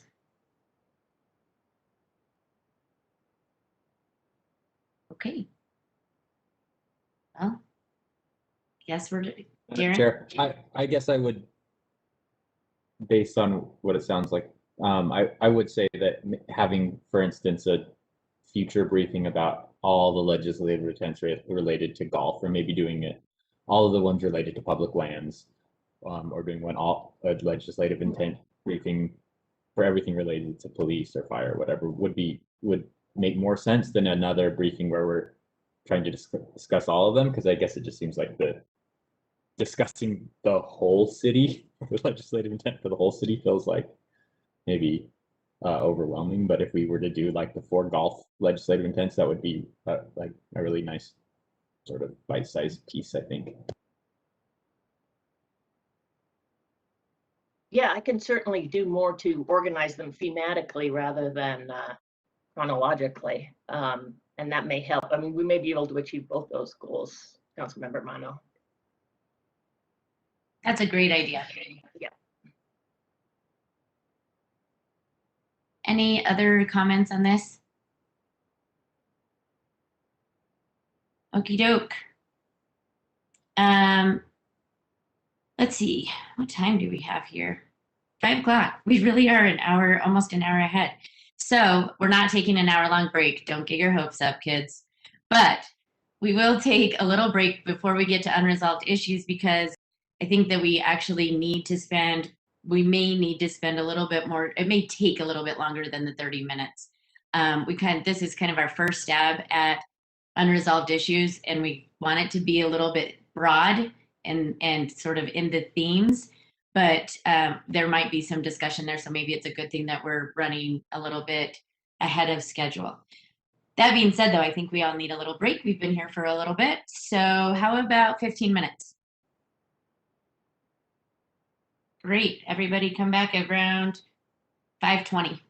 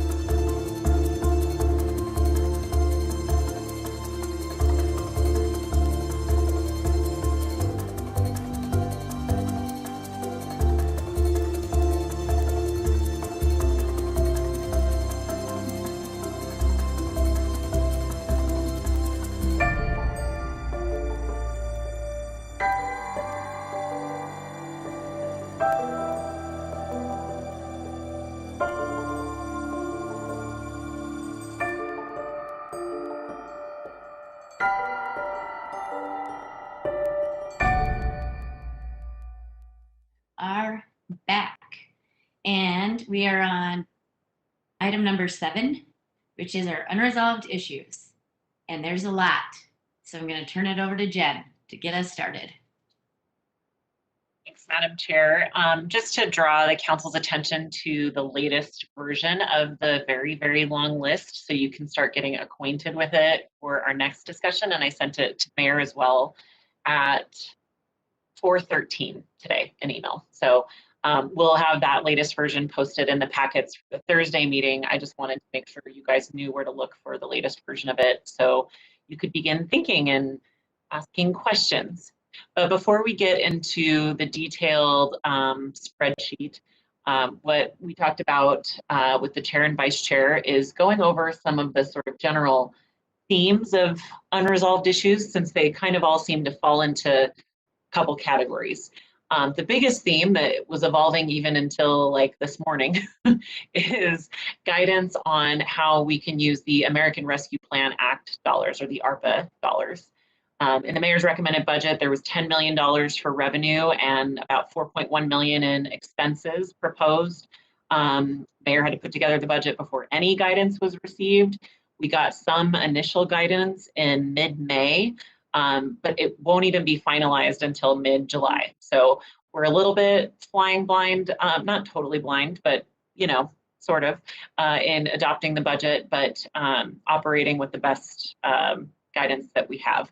So one piece of good news is that the finance department has drilled in a little deeper on some of the eligible revenue replacement dollars, and that $10 million figure that's in the mayor's recommended budget can actually be more like 11.4. So that's 1.4 million that the council can recognize as additional revenue. Kind of in that same category is something you discussed in the budget amendment earlier tonight, so I won't go into it, but it's essentially using those ARPA dollars to backfill the fund balance for those bonuses that were given to frontline employees earlier in the year, or approved earlier in the year. So as staff, sometimes we can figure everything out in advance of the council's budget adoption, and we can adopt things that we're really clear on as being eligible. So things like the youth and family program that are clearly tied to COVID recovery.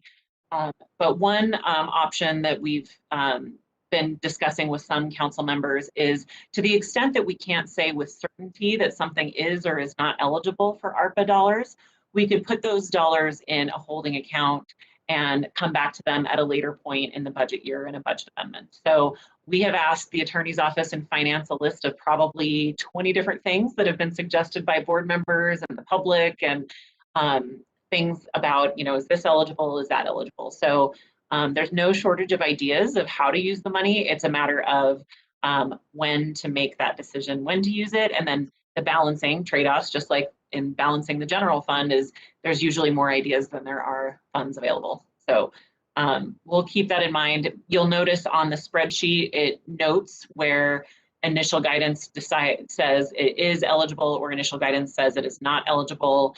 And then there's a separate column tracking those ARPA dollars so that we can make sure not to accidentally like commingle things, if that makes sense. So send any questions our way on that. Do council members have any questions? I don't know, Madam Chair, do you want me to go through all the themes, or should we pause and ask questions sort of with each category of stuff? Yeah, let's try that and see how we go. So the first item is the ARPA money and what we want to do there. So discussion on that, questions for Jen?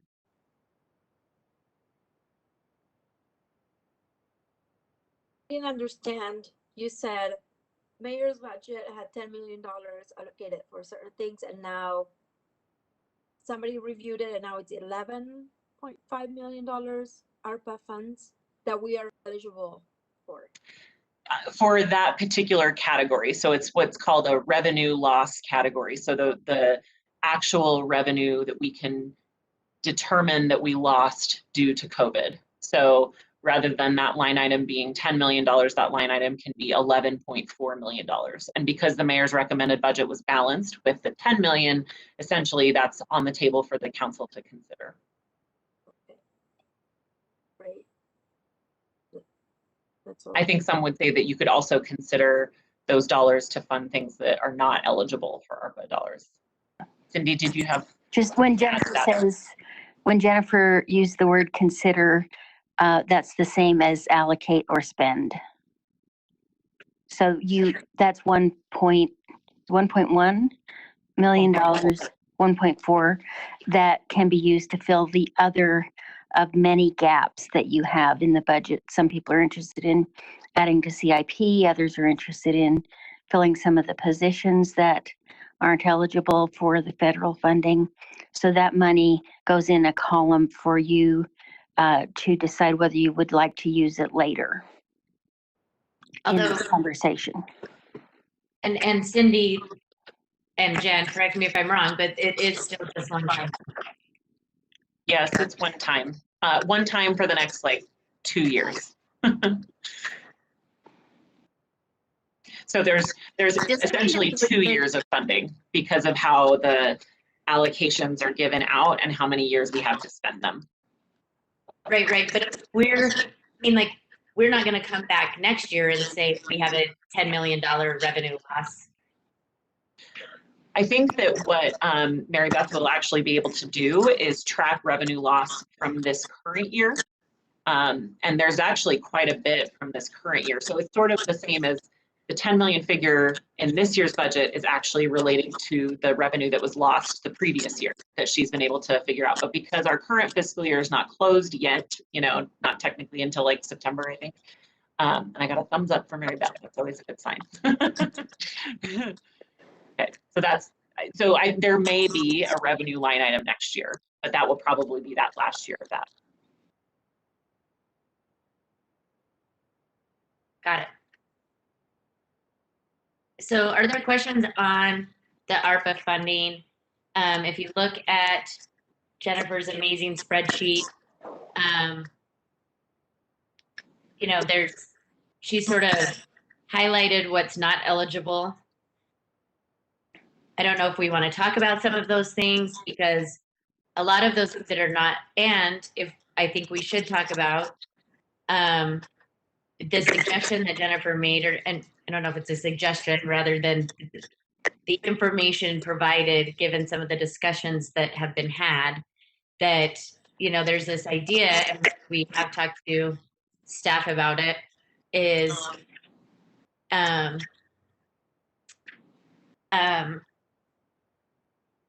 approving and funding those things that we just know need to continue, and then putting everything kind of in a holding account. Like, of course, we want to approve the $11.4 million of revenue loss because we need that because we've budgeted almost all of it already. But maybe some of the FTEs that aren't eligible and that we may not need right this second, we can put that money in a holding account and look at it and then see if there's other things that are eligible and kind of shuffle. It's like a clam shuffle in some ways. So that's one idea. Yeah. An example of something that you would fund probably on an urgent basis, you'd want to get adopted in this budget, is an ongoing program like the youth family program. So that's a program that is already ongoing. It's recommended for additional funding. So you would want continuity in that program. You'd want to get that appropriated so that it can continue on July 1st without a hitch. But there are some other things that you could wait until you have all of the information you'd like.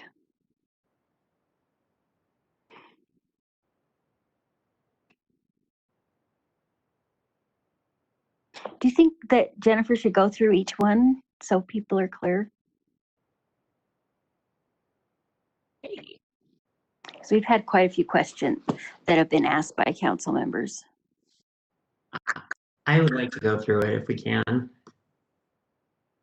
And to be clear, it's on the ARPA funding and whether it's eligible or not eligible. That's kind of what you want to go through.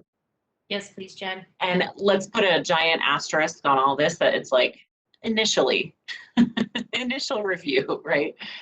So that if the information changes tomorrow, we know that it could. Okay, so I'll go through it as it is presented in the spreadsheet. So that's, if you're wanting to follow along, that's where I'm looking. So the first is in, well, let's see, first is the revenue, which we know is eligible. That's in the revenue section. That's now 11.4 million. Next is in the community and neighborhoods department. The special projects assistant is in this kind of gray area category. Initial review is that it's only eligible if it's focused on rental assistance. The discussions with the department haven't been, haven't sort of landed on in a clear place of if the rental assistance aspect would be a full-time need, or if they have other needs that are full-time that aren't quite Arpa eligible. And so I think that position is probably leaning towards the category of not eligible. The 3 associate planners are not eligible. The transportation right-of-way utilization manager is not eligible. The youth and family community program manager is eligible, and the youth and family program continuation is eligible. Madam Chair. Go ahead, Sydney. Sometimes when we're going through lists like this, council members who are interested could ask to have a star put on something so that to tell us that it's something they're interested in talking more about later. Is it okay if we ask for that on this list? Yeah, of course. I sort of assumed council members would make some sort of notion that they are interested in something, but I guess we know what they say about assuming. So can you back up just a notch, Jennifer, and see if people want to star any of those items? So there's, oh, Councilmember Mono, yeah. I think I already said this, but associate planners, I'd like to put another star on. Yeah, and me too. Oh, and me too, because there's, Jen, you're gonna read more. Like there's some planners under, like in this list that you have. So how? So that's actually one piece of clarification I was going to ask the chair. So in response to a council member question, we received information from planning about what would be helpful. Those are not, that is not related to ARPA, but did you want me to go through those lines as well? I think as it relates to planning, because I know a lot of the council members are interested in these planners and in that particular aspect. So maybe providing a little bit more information from what you got from planning would be helpful for council members. So yeah, so if council members were interested in the planners, as a follow-up from that work session discussion, those lines of this is what a planning manager costs, this is what 3 senior planners would cost, 3 principal planners, 1 admin support person, and then an operational budget. And so each of those line items are separated, but I believe the way planning sees it is that they need all of them. So that total is $887,000 for a full year of funding.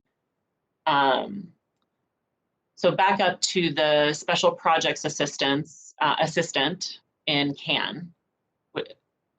Do you want me to just wait if anyone jumps in? How do you want to? Okay. And then the planners we already got. Transportation right-of-way utilization manager is not eligible. What is that? I would defer to CAN on that. Hi, Blake. Hi, Blake. Hello. That role is essentially an FTE that would be a planner within the transportation division that oversees our contracts with the awarded scooter companies, helps build out the infrastructure for parking, helps with the software programs and data and analytics as far as where use is happening and being nimble and adjusting to that. And then also would have an added role in any additional time to focus on our curbside management. So doing a thorough evaluation of our parking rates, working with UTA, local businesses, and trying to make sure that we're maximizing revenue and also providing the most public benefit to our residents in terms of kind of turnover time with businesses and also the ability to potentially expand our free fare zone. So that's the nutshell back of the book on that position. Okay, thank you. Okay, then the two items that are eligible are the Youth and Family Community Program Manager and the Youth and Family Programming continuation itself. Okay, I'll skip to, if there's no other questions, Economic Development. Most of the additions in the economic, sorry, Councilmember Wharton, did you say something? Yeah. So which one of the ones in youth and family are funded? Because it sounded like you said there were some that are. The Youth and Family and Program Manager and the programming itself are both eligible. So they're eligible and proposed in the budget, which means they're in the budget. Okay. Oh, but what were the two that you just said that aren't eligible? They're, all the Youth and Family are. Sorry. Oh, the ones that aren't okay. are the ones, the Transportation Right-of-Way Manager and the Yeah. Associate Planners. Okay, gotcha. Then in Economic Development, all of the additions in Economic Development were proposed with ARPA dollars. So some are eligible, some are not. So 3 FTEs for the Arts Council are not eligible. That's primarily due to the fact that we don't run performing arts venues. ARPA dollars are eligible for performing arts venues, but it's just a little bit more of a challenge when the county essentially is who staffs those. Not eligible is 1 FTE business and cultural districts. One item that is eligible is a strategic plan if it's focused on COVID recovery specific programs. Another item that's eligible is economic development staff if they're focused on recovery needed. And I put a more information needed next to that because I think we just haven't had time to talk with the administration about exactly what that looks like. One item that was in that is not eligible is Tech Lake City. And then another item that is not eligible is the construction mitigation. We'll go to Jen, you have a note here about if it's focused on small business recovery loans. So first off, the construction mitigation would be 200,000. Just is it almost like a gap financing in some ways because of the increase in construction costs? So we actually, the initial thoughts are that this is not eligible. Right. One question was if it was focused on small business recovery specifically, could it migrate to that eligible category? We haven't gotten information yet to indicate that that's either a thing. I think that there's something about creating a program that the administration wasn't expecting administering. I think that there's challenges just logistically with that. And so wanting to allow more time for that. Okay. I'm interested in that, particularly if it's eligible and we're looking at small business recovery loans in some way. Okay. And so, Madam Chair, go ahead, Darren. I was just wondering if we could get a couple sentences on the Tech Lake City, what that was intended to do and why it was included or why we might want to find other funding for it. I'm interested and I don't really understand it. If anyone, I see Ben Colander is on, if anyone from Economic Development wants to respond to that, or we can follow up there he is. Hi, yeah, thank you for the question, Council Member. At a high level, we have been looking to our healthcare innovation industry as a recovery tool in terms of the industry itself and planning within that industry for economic mobility for our residents. So repurposing our workforce to pipeline them into a more mobile workforce that pays greater wages than they may have been in before. So as a part of this planning process, this is an additional phase to what we're doing right now with our planning for that effort. I'm happy to elaborate more or provide additional details as a written follow-up.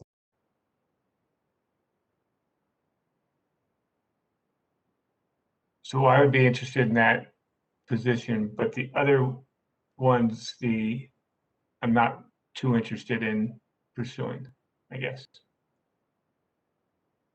Okay. So the Tech Lake City one? Yeah, I'm interested in that one, yeah.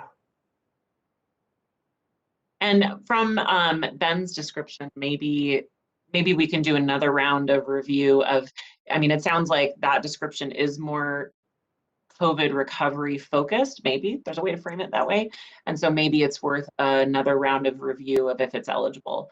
And this is kind of what I'm talking about of like, sometimes we just need a little more time to formulate the program to fit within the parameters of the federal grant dollars. And so if we can't get it figured out in the next week, I think that's where one of those ideas like a holding account may come in handy as we figure out the program details.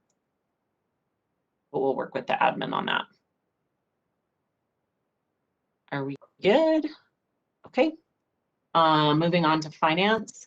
2 FTEs were proposed to be funded in finance that are grant eligible. And just to be clear, Madam Chair, I'm not going through every line item. I'm going through just the ARPA line items. So if people are confused, like, why didn't she bring up that? That's fine.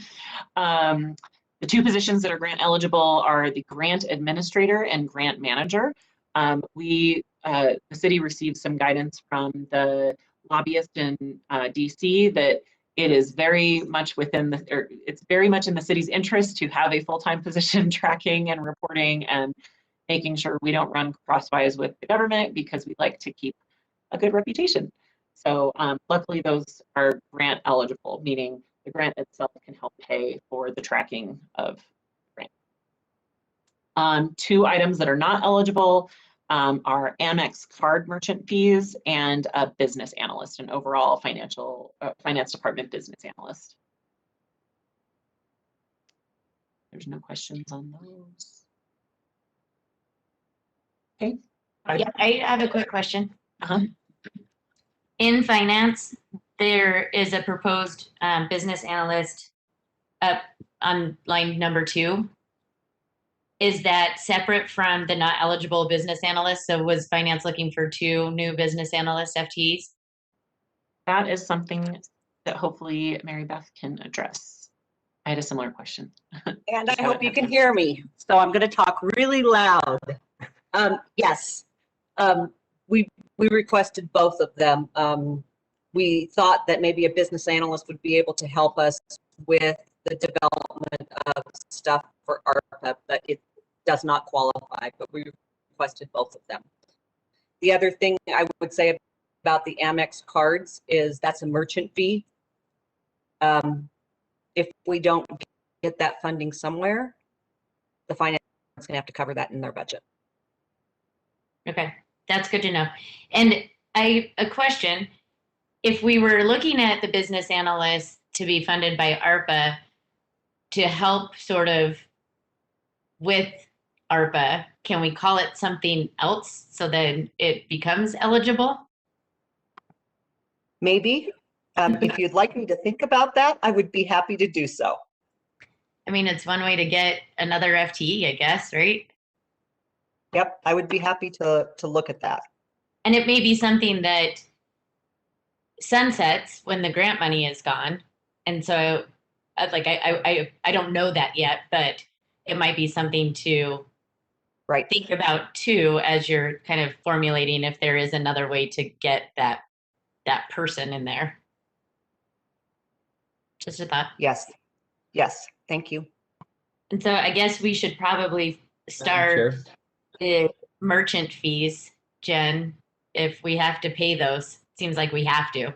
So we should probably figure out a way to pay that. Great.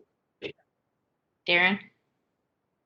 Yeah, I don't know if Jennifer was going to get to this at some point, but I think that concept of having FTEs that are imagined to sunset with the sunsetting of the grant is something that I'm interested in. I would be interested in maybe HR's perspective as to whether that would make it hard to hire those positions. If like people wouldn't apply for them if they are advertised as temporary. But I do think that I guess as a really broad general stroke at the budget, I'm interested in a lot of the things that are proposed in terms of FTEs, I think they would all be good for the city in general. And if the more fiscally responsible thing to do is to say, let's hire those with, let's say that they're positions that would sunset if the funding doesn't continue, or if the general fund doesn't increase enough to capture those. That seems like a way that we're being responsible, but also being honest to the people that we're hiring. But if that means that we're not going to get the right people applying for it, then that's the part that I don't quite understand. So, but in general, I think that idea of what you just said of having positions that are intended to sunset, assuming it doesn't have an unintended consequence that I don't understand, seems like a good way to go in this year.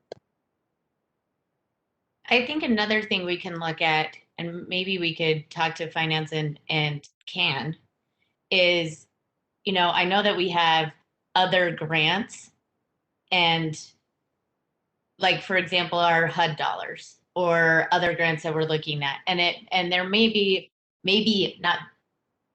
there's a way to initially fund a grant administrator through ARPA, but then with the understanding that when ARPA ends, that their job description may change to include other grants that the city does, right? So then you're kind of not needing to hire yet another FTE, but you're kind of changing the description for after that particular job ends to benefit other departments that have grants. If this is, this is just one example of brainstorming. Yeah, I think that the goal would be that the general fund has increased and those people can continue in the capacity that they were hired for to serve the purpose that they were hired to do. But assuming they can't, then yeah, what you just said makes a lot of sense. Great. Just real quick, I want to revisit the CAN Special Projects Coordinator. My apologies, the CAN department did give us quite a bit of information about what a position like this could do. It wasn't immediately clear to me, but I hadn't had time. The Monday holiday always messes me up. There's all this work I intend to do on Mondays. And so maybe Blake can help clarify that if that FTE is focused on the community commitment program, that's something that CAN needs and would be eligible. That's like a really distilled way to say it. Sorry if I'm mucking it up first. Thanks, Jennifer. Yeah, the intention for that request, that one FTE, would be tied to the community commitment program. So it's been a really successful program that I appreciate the mayor and council approving and getting off the ground. And our hope is that it would be ARPA eligible.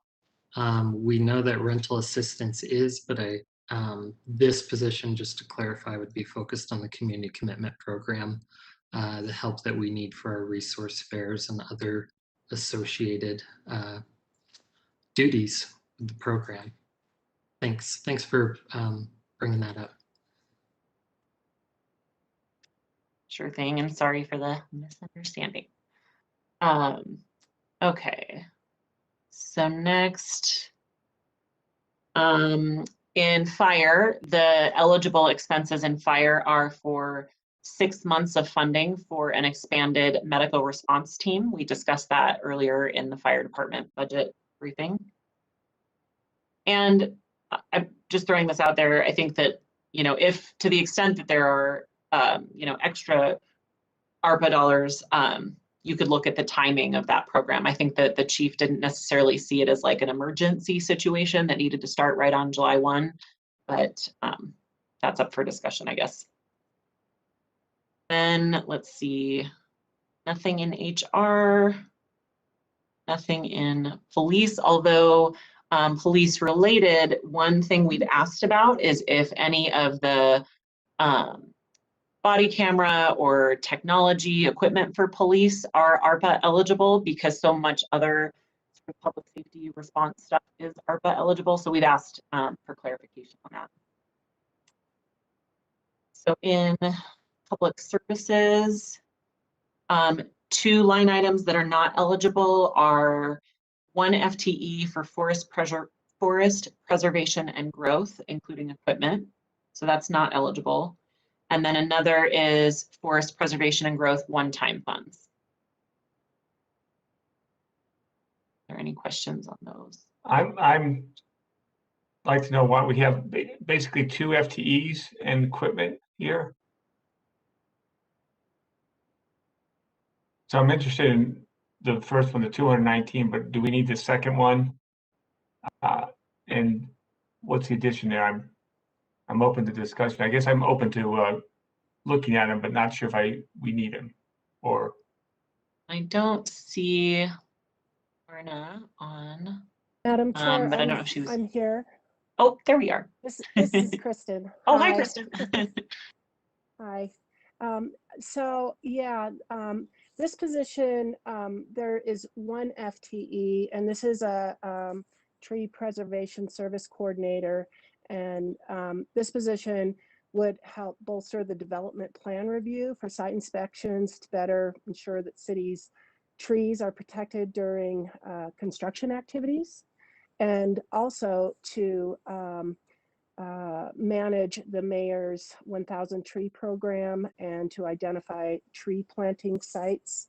So the ongoing funding is for 1 FTE, the tree purchase for 1,000 trees additional each year, and then operational expenses. And then there is a one-time purchase of some trucks and a office configuration to add the additional 1 FTE to the building.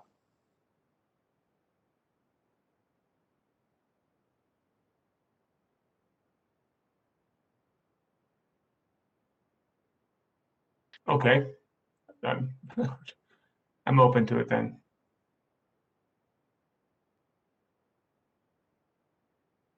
Okay, so I'll start both of those, sounds like. Okay, that gets us to ARPA related items in non-departmental. One is an apprenticeship program. There's $1 million to continue the city's apprenticeship program. And I think that the focus would have to be reemployment, which is probably consistent with the goals of the program anyway. One council member, I think it was Councilmember Rogers, framed it as reemployment from unemployed high school students to trained workers. So I think that there's probably ways to frame that program and keep the original intent. And that, I think, is it, unless someone sees something that I missed. Cindy? Did we get clarification?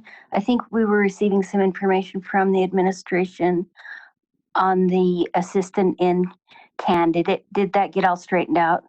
Yeah, I took the council back to that and we clarified. Okay, sorry. I didn't know if what I saw was after that or before that. Thank you, sorry. Before it, yeah, sorry. Council members, do you have questions on this?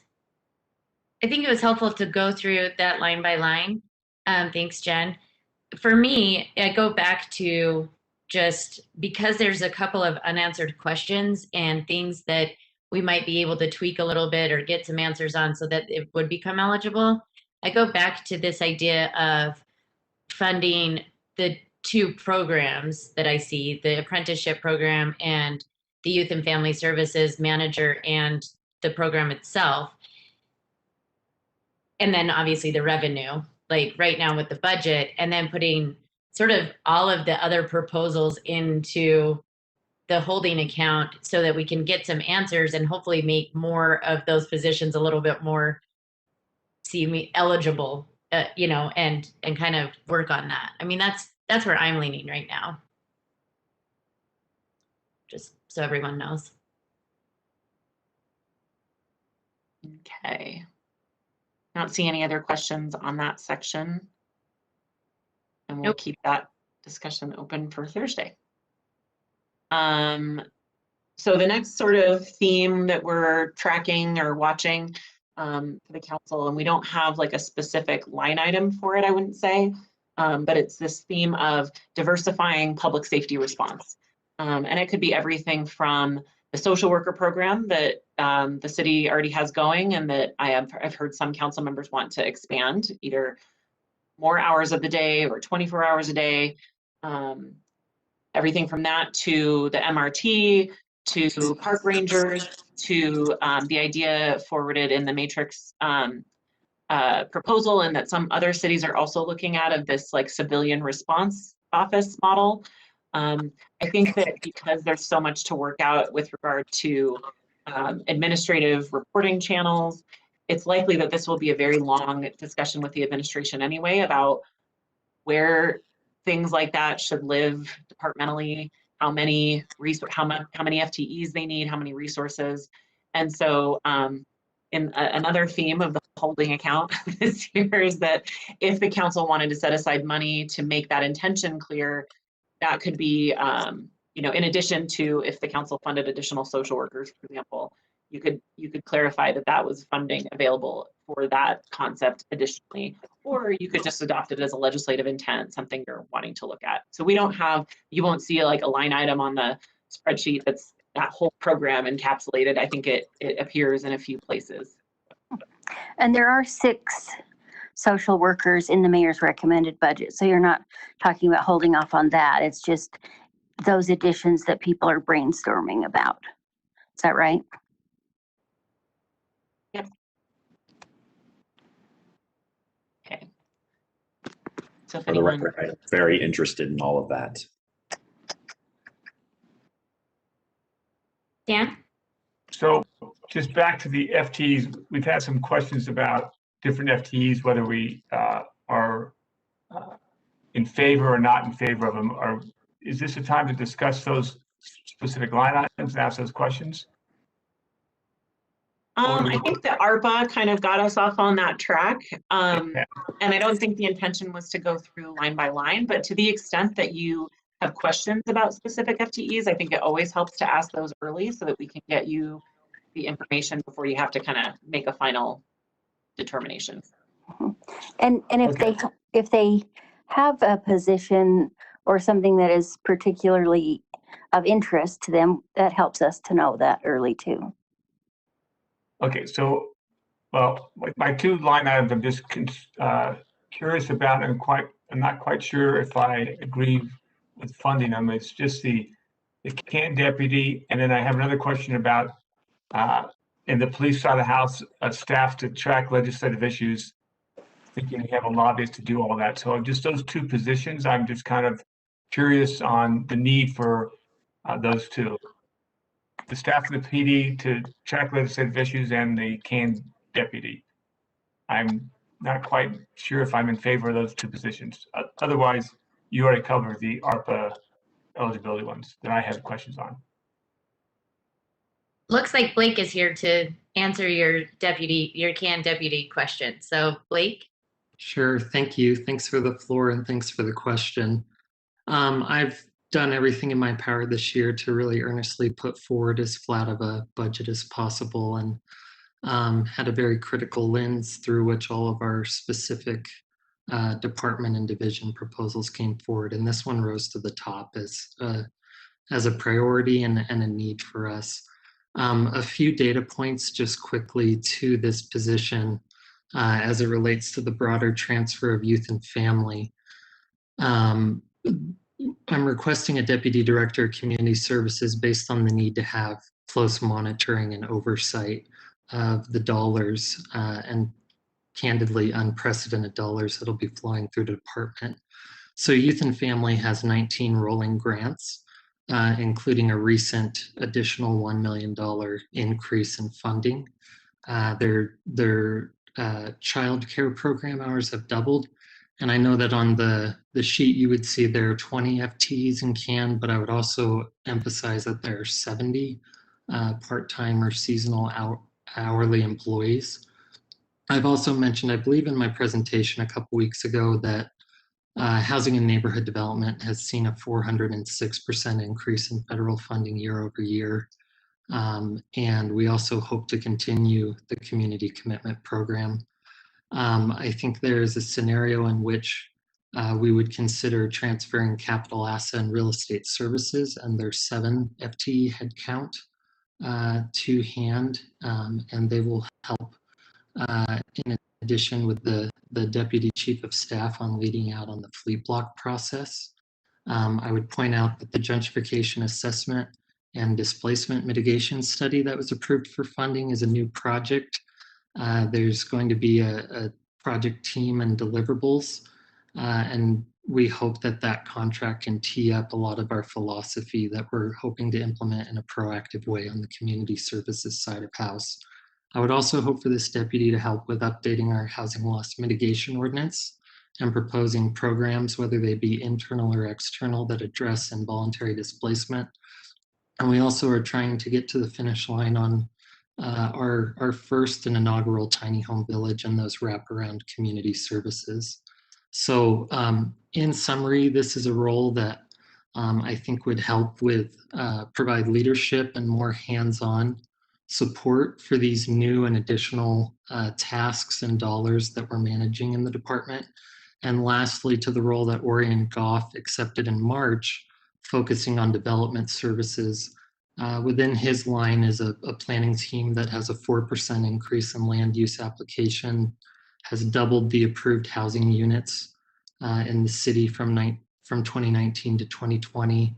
I was proud to mention in the budget presentation the 500 to 12,500 participants at our online open houses, how I guess that would be a silver lining of all that's been terrible about the pandemic. We're also hoping and checking the rules, and I was thinking of it earlier with Ben Lutke. I would love to work closely with council staff on whether the Arpa funding could be used to go toward a possible rewrite of our land use and our city code. And then also our planning team is facing a lot of administrative burden without kind of the resources as it relates to the interest from the state legislature in land use regulation and plan review processes. I promised I'd wrap up, so I'll keep it short, but we have a transportation team that is updating a master plan, received $12 million this year from the legislature for an S-line extension, and a project delivery group that's gone from 4 staff and 12 projects in 2019 to 7 staff and 57 projects currently. We have a building services team that's seen over $350 million in project valuation increases, 500 additional permits this year from year over year, and we're going to reinstitute the Development Advisory Forum, which is a beloved platform for our development community. So I just want to say we're experiencing development pressures. We're increasing our funding resources, and we have growing needs within our community. And a lot of that growth is centered around the work that happens with CAND, and this second deputy would be an invaluable resource to our team and the residents we serve. So thank you for letting me be able to put in a few words about that. I appreciate it. And I just wanted to share with the council, the admin did forward us some written information today. And so I have forwarded that, or they sent it to council leadership, and I forwarded it to the council at 6:04. So it's in your email. And then Ben, sorry, go ahead. So thank you, Blake, for that explanation, because when you look at the org chart, you just saw one deputy over 2 very senior directors, and what you just explained seemed like it was a whole staff and not just one person. So I was, when you look at the org chart, it was just one person overseeing 2 other people's and their areas. So I'm just looking at a deputy and all the jobs that you just described is more than just a deputy's job. It's a lot more hands involved there. And that's why I was asking the question, because you just have one person over 2 and not really a big staff there. Thanks for bringing that up. I hope that helped. And I'm also, any other questions, I'm happy now or in written responses to help with, as this is a top priority. Thank you. And then I don't see anyone from PD on the meeting right now, but I can share what I learned about the position for the legislative tracking. So the title might be a little bit misleading. There's a new state mandated workload. This is from House Bill 84 in the recent general session. And it requires law enforcement agencies to report every month to the statewide uniform crime reporting system. And in addition, if there is a request for a review of a specific incident or to verify specific data, the law requires the agency to do so within 10 days. So the police department was asking for this FTE so they can respond within those short state mandated windows. Otherwise, they would need to take an existing analyst position and divert them away from their current work. Thanks for that clarification, Ben.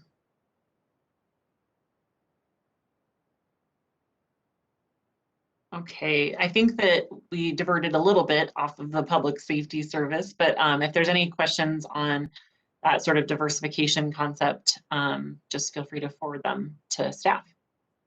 The next sort of general topic of interest that council members have expressed is an investment in capital improvements with a specific focus on constituent submitted applications. Some council members have expressed an interest in raising CIP to 7%. As Ben noted earlier, that would mean about $2.8 million would need to be identified to go to CIP. There's a couple of sources that staff has been looking at because that's one time in nature. There's a little bit more flexibility in terms of where that funding comes from. CIP, I mean, is one time in nature. And so fund balance of both funding our future and the general fund were looked at. A different idea that could relate is just to find those specific projects that you want to fund and have the exact amount set aside. You're not talking about allocating money to CIP until later in the summer, but there's nothing prohibiting you from saying, you know, we want to transfer another $500,000 to CIP for this specific project. So you guys could do that if you want. Are there any questions on that? Oh, Jennifer, just let me add that the impact on engineering in terms of either needing to contract out or have some additional staff support. They were telling us that they were struggling to add if projects are added.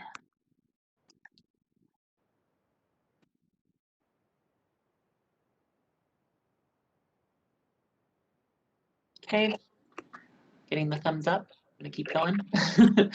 The next general item is compensation.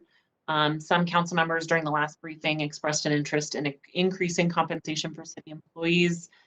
So staff has worked with the administration to identify for each 1% in general for represented and unrepresented employees, how much would that be? And so it's about $1.7 million in the general fund for 1% across the board, and then 1.1 million in enterprise funds.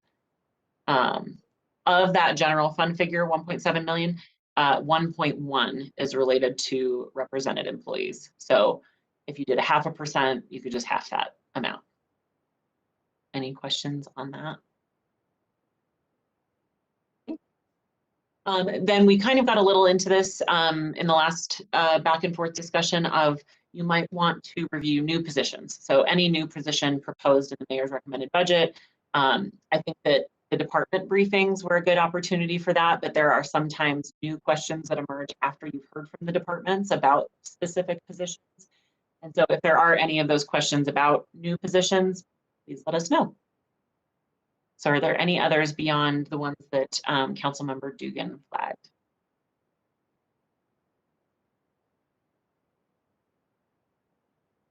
Council members? I don't see anything. Chris?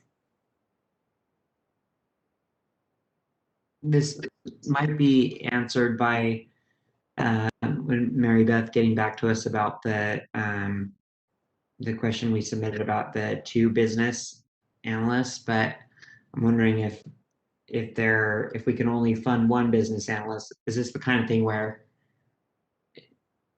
it doesn't help if we just get 1, that you have to have 2? Or I will defer to Mary Beth on that if she's still on. Yep. I'm still on. No, I think that one helps, right?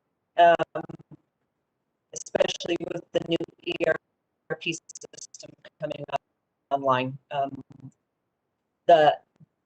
Both are that with the ERP, but if I can't have two, I would gladly accept one.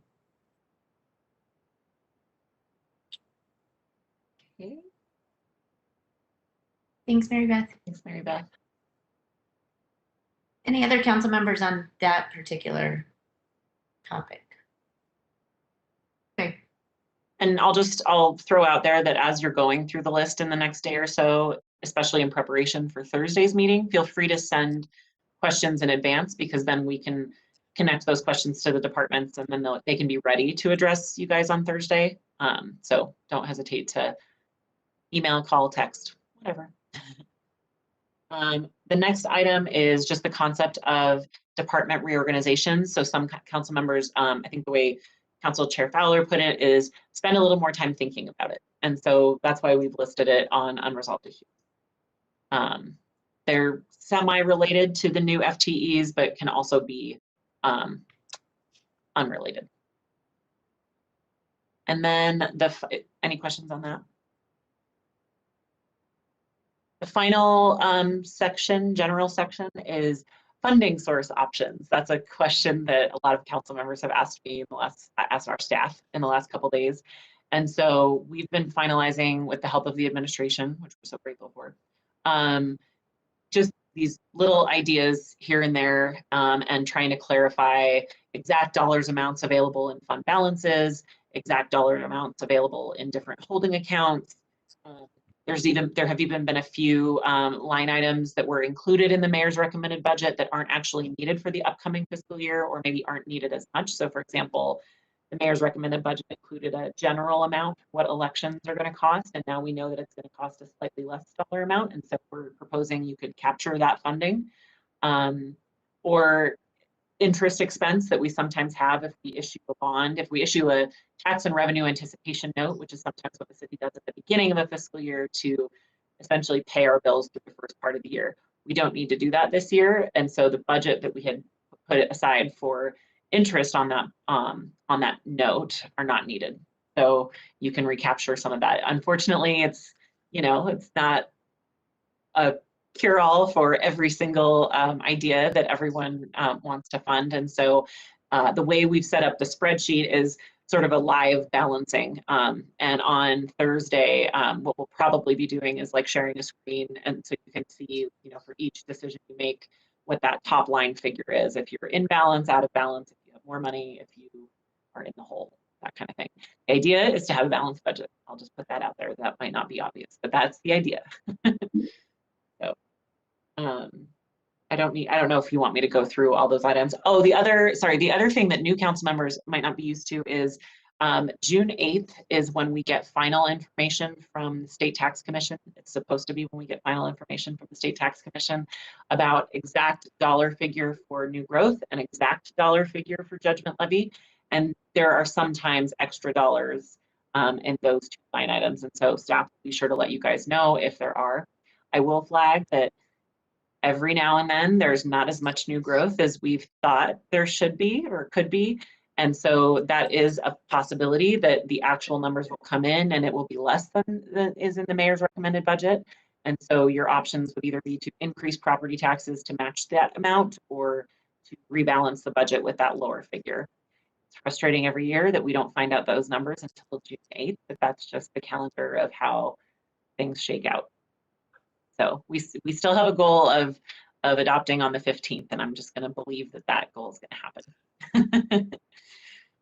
So, then the next section, if we're ready to move on, Madam Chair, is potential conditional appropriations. And this is just staff has started this list, and it is very much a draft. And so feel free to suggest word changes, wordsmithing, different ideas.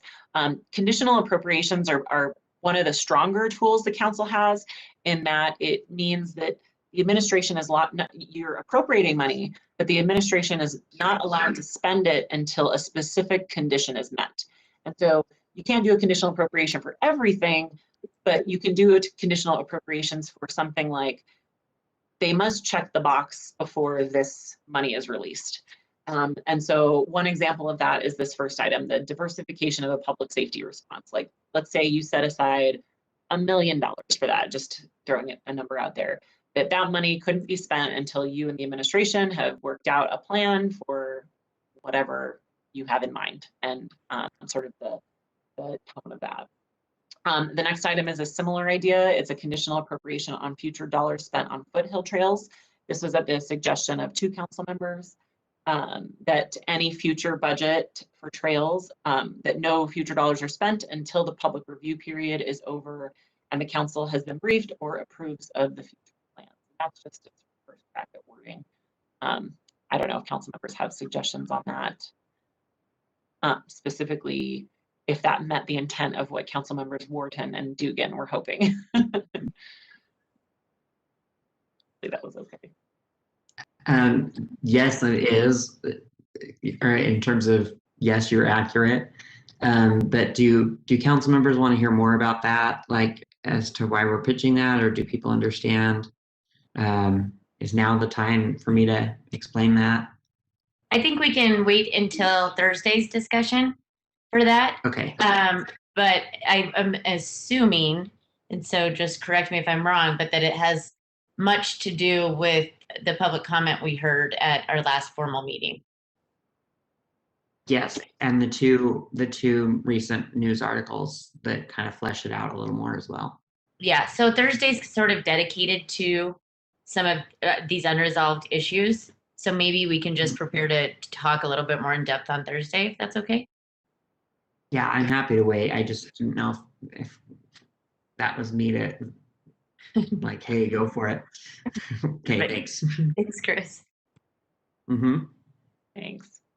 And then the next contingency is a contingency that we have done every year since the Funding Our Future sales tax dollars have been increased. And this essentially guides the council's expectations for those dollars. It was such a big deal, frankly, that the council increased sales tax that it wanted to cement in ordinance the expectations on how that money is tracked and spent. So there's a much higher level, I would say, of transparency and reporting expected from that revenue line item and those expenditures than for other aspects of the budget, even though we try to be transparent with the whole budget, but this is sort of an extra level. So if you have any thoughts on those conditions for that, or if you want to see changes to that, let us know, but this is just a repeat of previous. The next section is potential legislative intents. And so whereas conditional appropriations actually appear in the actual budget ordinance itself, and the money is not freed until conditions are met, legislative intents are not binding. And they're more of a way to reflect for the record what the council's thinking is at a given time. They're helpful from the perspective that we can track over time if you're making movement on an issue in the way that you want to make movement on it. It does help the administrative staff to know, to get clarity on what your hopes are with specific topics. And so, but there's also the balance of the council doesn't always have the agenda time to go through in detail all of the responses to legislative intent. So we try to not write legislative intents just for the sake of writing. So two of the ideas we've heard so far this year, and I'll add a third. One is the update on the boarded building fee. Councilmember Mono has expressed an interest in getting an update on that. Another that we've heard is the trips to transit program and evaluating for expansion in future areas. The administration has provided some of the metrics that they track, and so that's in the staff report. If you have any questions, let us know. Any suggestions for wording, we're happy to do it. And then a third that I heard just today is a consolidated one about golf, and sort of pulling in some of those ones from previous year's golf. I think we can fold in what we know happened with the last RFI for concessions, and so we can pull something together on that. And if there's anything else that council members want us to look at, now would be the time to let us know, or Thursday. Council members? Okay, if something comes up, feel free to email it to Jen. I'm pretty sure she hasn't slept in 3 weeks, so she'll be up. I'm just kidding, Jen. But no, please email it, and so that we can be prepared for a good discussion on Thursday and get through all of this. Is there anything else right now? I just realized it looks like we barely have a quorum. But thank God we do. So with that, Jen, thank you so much. As always, your staff report's amazing. I don't know how you guys do all this work, but surely appreciate it. So thanks, Jen. And we'll look forward to Thursday's discussion. With that, we are on our next agenda item, which we have 2 board appointments. I'm hoping we're right on time, 6:25. Yes. That Joshua Isbell is here with us. Maybe. Hello. Hi. Hi. Thank you for joining us, Joshua. We are excited to hear a little bit more about you and why you are interested in being on the Police Civilian Review Board. Okay.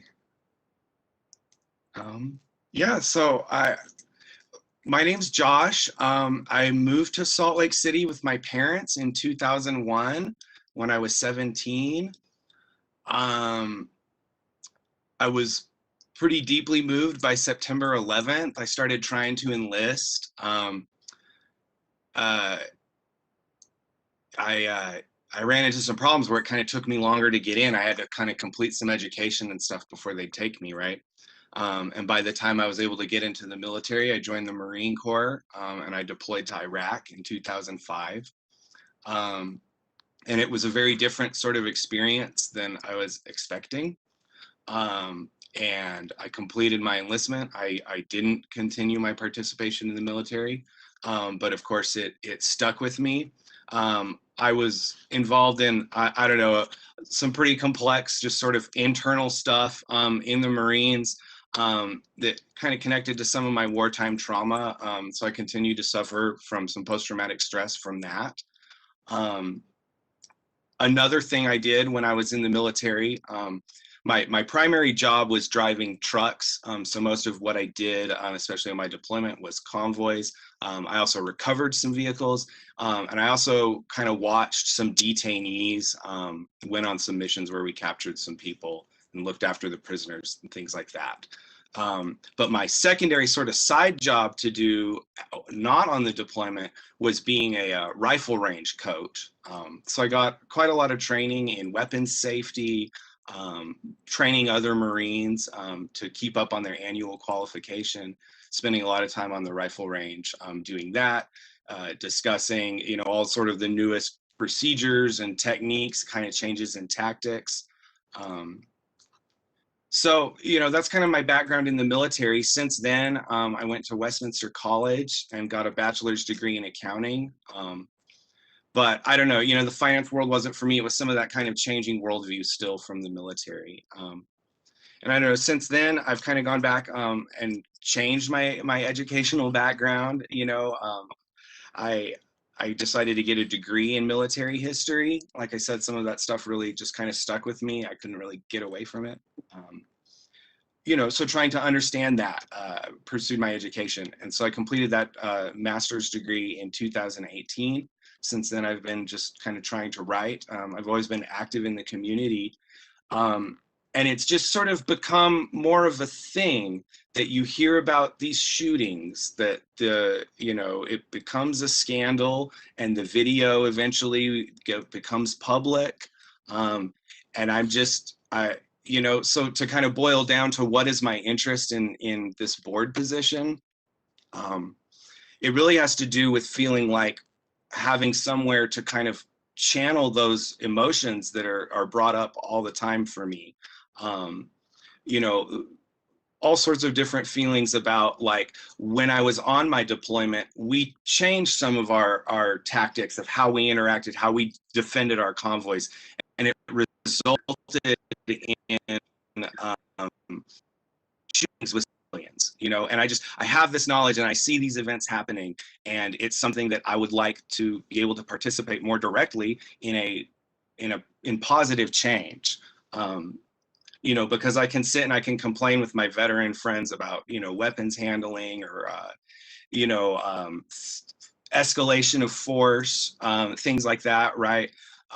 But this is a way that, you know, it's a public position, you know, so that's kind of what drew me here, I guess. Yeah. That's great. Thank you. Thank you so much for your service, and not just for your willingness to serve Salt Lake City, but for the service you've done for our country, and for your continuing desire to kind of, I think, help all of our feelings feel better about some of these tragic things that happen. So I appreciate that. Council members, are there any questions or comments for Joshua? You're getting the thumbs up, Josh, so you don't have to answer any questions. Okay.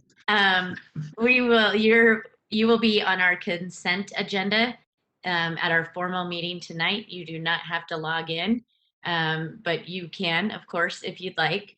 But we will do our consent agenda later this evening at the formal meeting. Okay, thank you. Thank you for being here with us. And thank you again.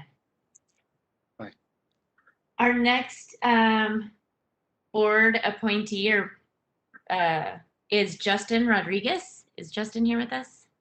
Council Chair, Justin Rodriguez is not with us yet. We have reached out to him. We're just waiting to hear back. Okay, we will go on to, I don't think we have anything else, but council members, the Finance Department is a written briefing. If you have any questions regarding the written briefing or the Finance Department, then we can answer them. But in order to save time and not keep Mary Beth on the hot spot for every department or every question, we had a written briefing for her. I don't have any reports. Let's see, Cindy Gus Jensen, do we have any announcements? Not a thing. There's no tentative closed session, so we'll just give it a few minutes and see if Justin joins us. We can have a dance party while we wait. Suggestion. Madam Chair, our staff is messaging with him and he says he's having a trouble with the WebEx link. So maybe giving it a few more minutes would be helpful, and we'll keep you posted. Thank you, Jen. Dennis, did you have your hand up for something? Did you want to say something? I saw you. No, I was dancing. Oh, those are excellent dance moves.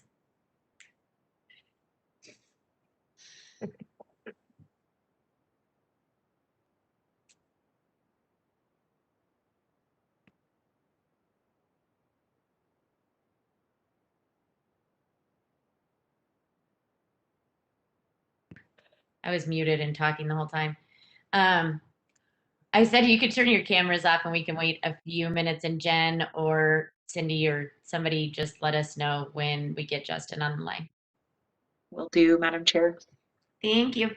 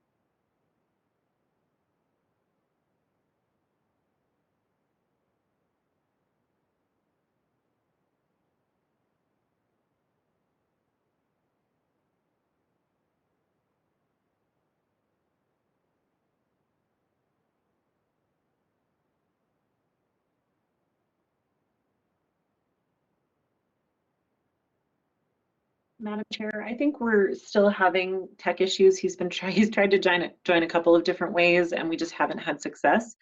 So, and I know that council members are going to need to eat before the formal meeting tonight. So with apologies to Justin, hopefully we can figure out another week to have his interview, if that's okay with you, and troubleshoot with him a little bit before the meeting. Yeah, of course, that's fine. That's unfortunate, but technology is dumb and rude sometimes. And so, yeah, let's just reschedule him and we can adjourn this meeting and be prepared for our 7 o'clock formal meeting. Thank you. And apologies, Thanks, everyone. Thanks.